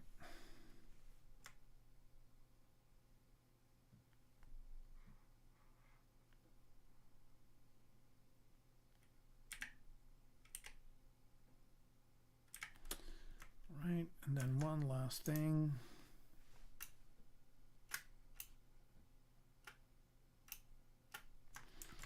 Let's see what that looks like. I think that's good enough. Turn transparency off. Let's see what we got. I think that's good. And now I kind of have this new cube that I can play around with and do stuff with. So I think, you know, I've got this kind of harsh corner over here, so I can kind of mitigate that somehow. And let's go to polyframe on this. And let's Q-mesh. Does this activate symmetry? Let's Q-mesh just one polygon. Q-mesh, single poly.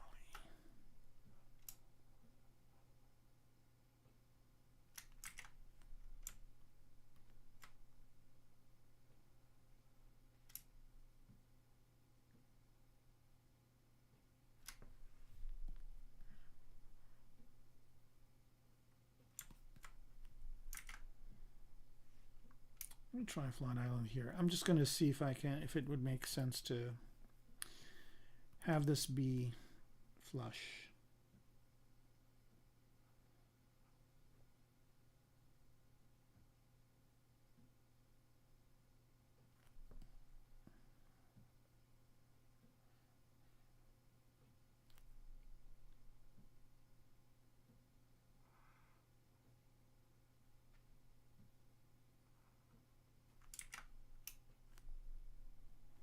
Let's go back to single poly here. 1, 2. I need to bring a polyframe off to see what I'm doing. I basically just want to create another interesting part here.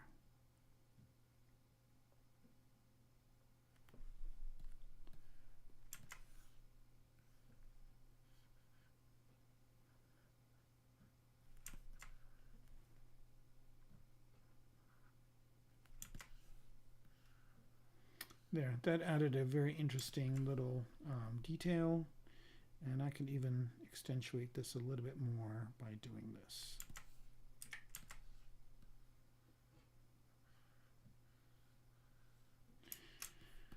Okay, I think that is donezo as well. I think I'm getting pretty close to being done. I guess I'm also at time here. Oh, I've got somebody from Facebook saying what? Shoot. I don't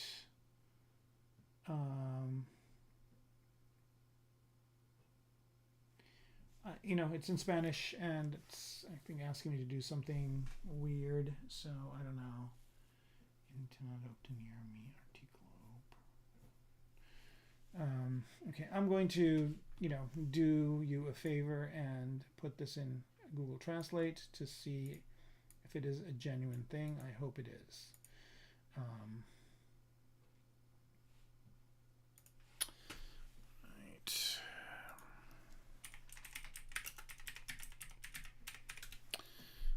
Right, let's enter the text, and okay, why isn't it?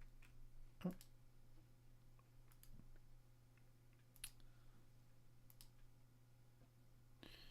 Let's try this one more time.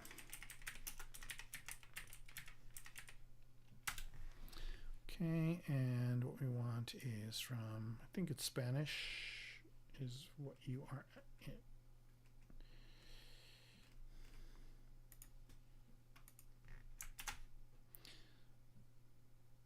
in. Oh, yeah, no. Shame on you for crashing my stream with this garbage.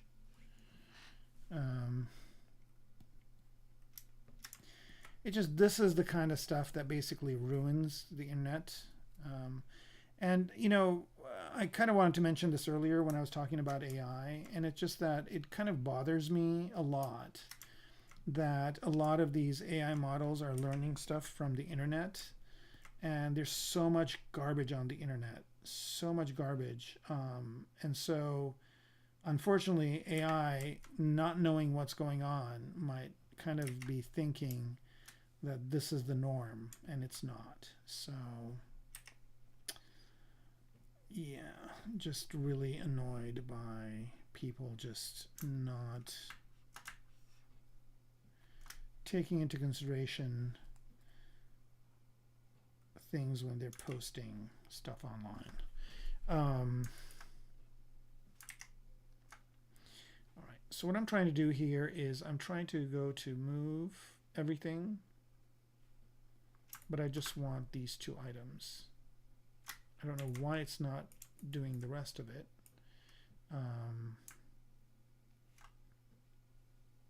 Maybe because of the group that I'm in. I guess it's fine.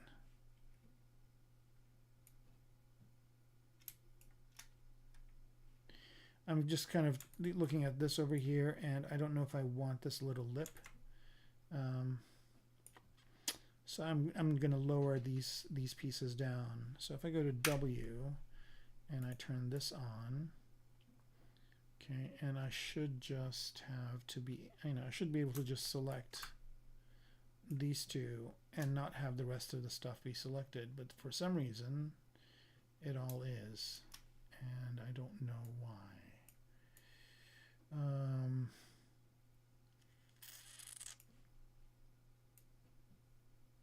Yeah, I don't want to move all of these pieces. I just want to move these two. So I don't know why this is not working, but I'm going to try and do it this way one more time. Just select these two. Yeah, I don't know why it's not working. I might need to actually let them know about this. All right, so let's just do them one at a time.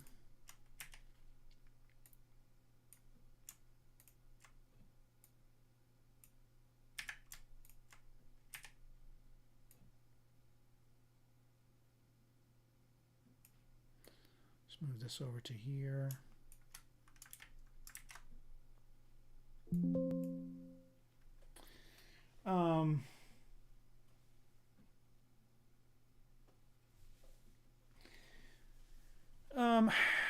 You have severely,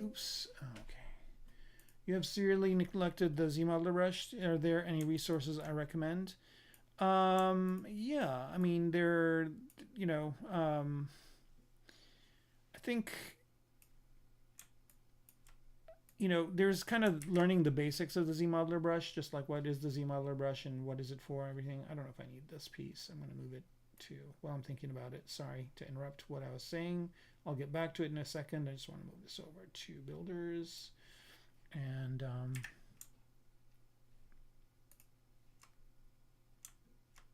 okay, back on track. So there's kind of the how do I use the ZModeler brush aspect, and for that, there's all the kind of the normal tutorials. The ZBrush tutorials are good for that.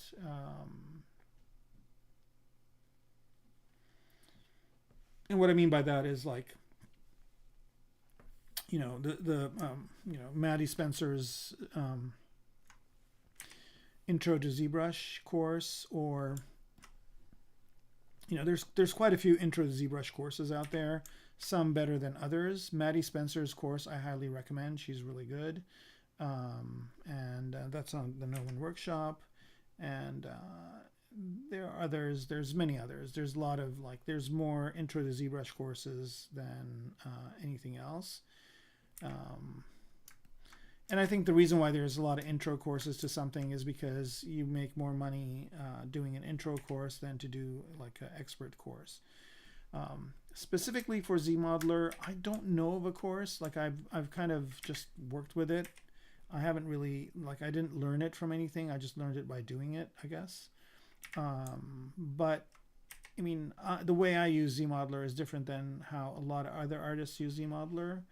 And honestly, I've been thinking of doing a ZModeler course at some point. But I think also if you just watch my streams, you'll learn a lot. So if you don't want to spend money, now I did all this, and I don't know if it was better the way it was before, which I think it was. So we're going to go back.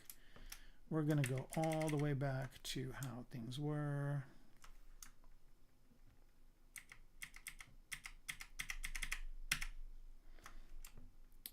Last but not least, that one.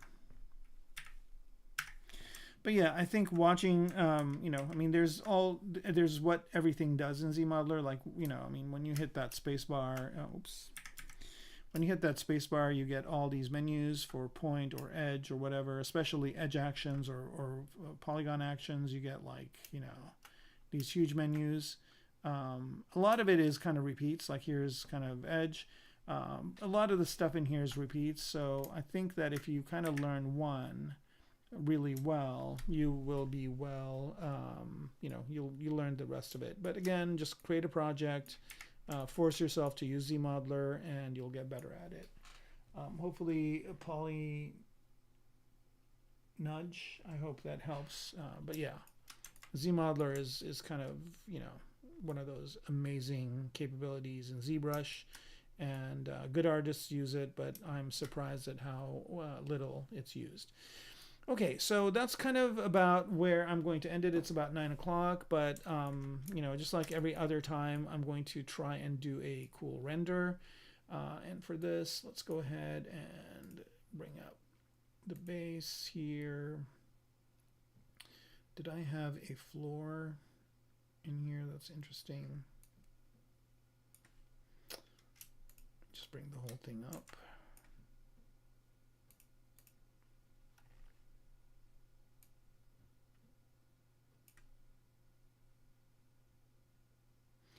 I'm looking at, yeah, that's not the one I want. So let's turn that off. Let's go to scene here and see if I've got a ground piece that is cool.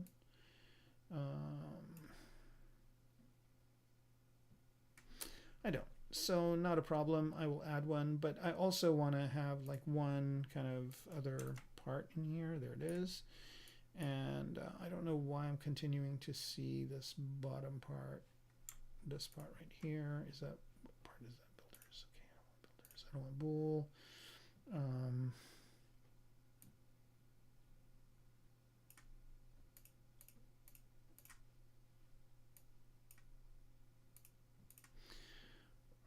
And we'll just go back up to here. So this is kind of a cool little road scene, and let's turn perspective on. Okay, and I just want to get a good angle on the bike. And I don't know if I need this whole big thing here. I guess it's fine.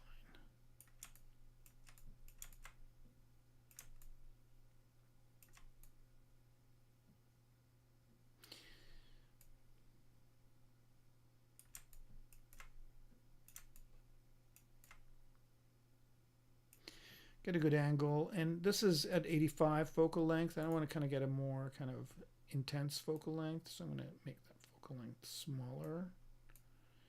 I don't know why that's not changing. It could be because of this big thing that I've chosen. I'm going to turn that off and add a plane. Append a plane 3D. Where are you? Here we go.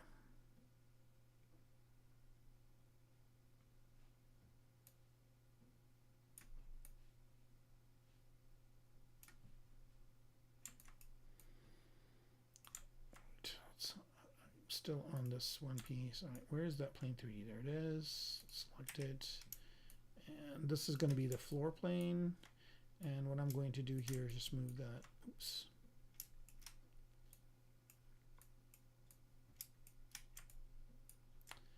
Down to the ground.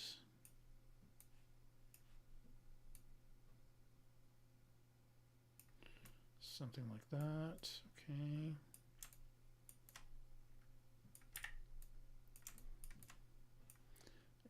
Let's do 50. Look, I don't know why the angle is not changing. I do have perspective on.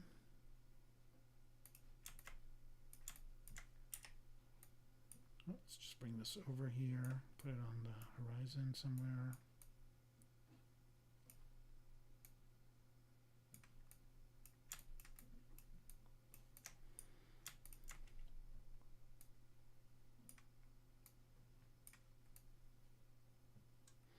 And I'm just trying to get a good angle.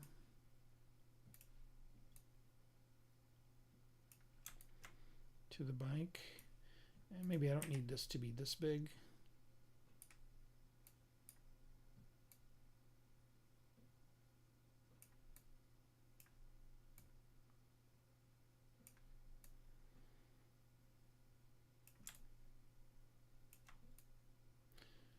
All right, let's go to 35 millimeter. Like, I don't know why these are not changing the way that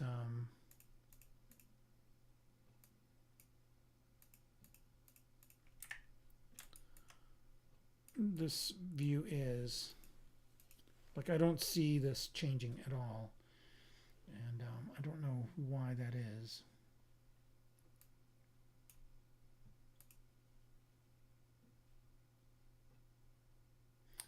I don't know if there's something that's interfering with it or what's going on. E-bike. I've hidden everything else, so I should be okay. Let's do a quick render.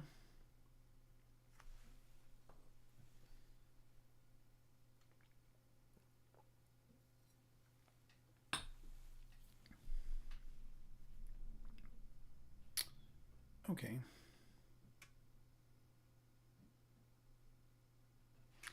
So I do have to tweak the rendering a bit, but I think this will do. Just gonna need to move to as much of the bike as I can. Yeah, I don't know why this is not changing. I do have perspective on. Let's go ahead and see if there's anything I'm doing incorrectly. Okay, perspective, angle of view.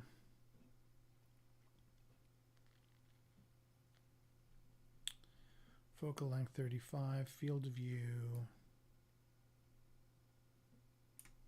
Okay.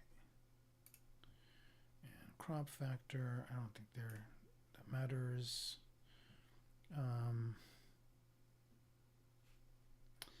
Yeah, I don't know what's going on, but anyway, I'm just going to.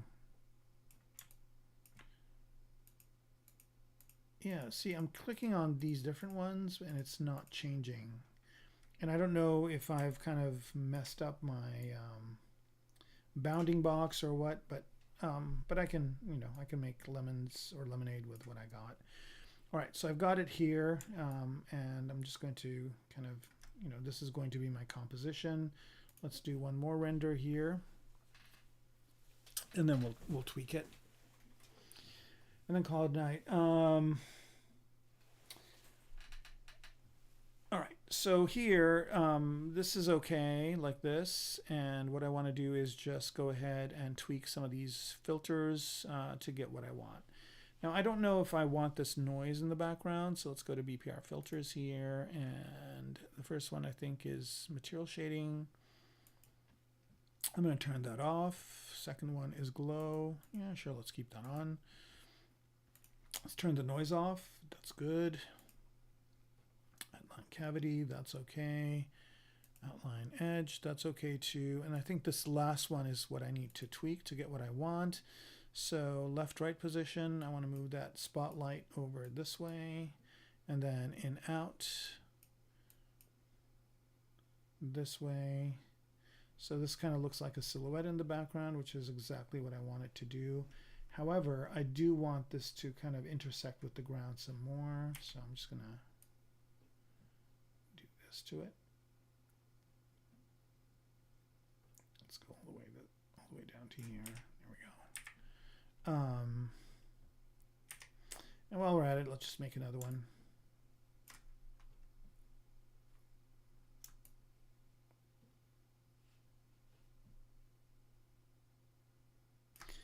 Or how about this? Let's mirror it to the other side. Mirror and weld. Let's see what happens. Okay, I don't know where that went, but I'm going to mask this one and move the other one in. There it is. All right, let's go for something like this. Okay, I'm going to have to re-render it, which is fine.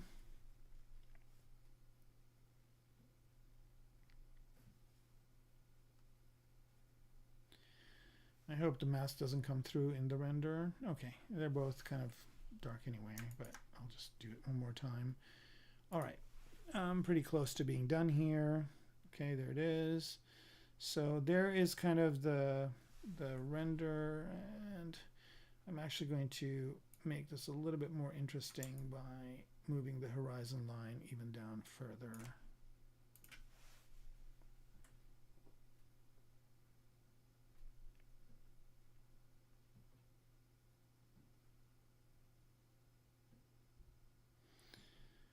Okay, I think more or less, I kind of want to see more of the bike. Change the angle just a bit. And by the way, what I'm doing right now is so much easier and better done with the Space Mouse. I don't have mine hooked up, but next week, I think I'm going to wrap this up next week, and next week I will have it hooked up so we can do a good final render on it. Okay. I'm still really perplexed as to why the... you know, I'm trying to get a really kind of intense angle, but I'm not getting it. I'm just going to go to 15 here. Let's see if, yeah, like none of this matters. Like I'm just moving the focal shift. Wait, all right. If I go up high, really high here. If I go really low. What if I go to 0.001? Yeah, that's so strange. At least I'm getting some sort of warping now. Okay, I think I get to a certain point and it just doesn't matter anymore. Yeah, I think one of the problems is that like this whole scene is kind of outside of ZBrush's range, so I would probably need to tweak that. All right, so I think this is kind of a good enough composition right here. Let's go ahead and do one more render, tweak the render settings one more time, and then we should be good to go. And I'm not really doing anything with materials or anything like that. I'm just basically using the new material that was added, the monster clay ones. And so, all right, let me just fix this thing bit more. So I'm just going to down position a little bit. Yeah, there we go. And then let's make the radius a little bit smaller. Nope, bigger. And let's kind of change the fall off a bit. All right, so that looks good. I think I'm just going to go with that as the render for this this week. And I want to thank all of you that stuck by and came by to watch this live. Again, it's always better to watch these live than to see them recorded, because you can ask questions and you can interact, and it makes it more fun for everybody. And asking questions definitely helps you and helps me as well. So thanks again for watching, and wherever you are, good day, good evening, good whatever time of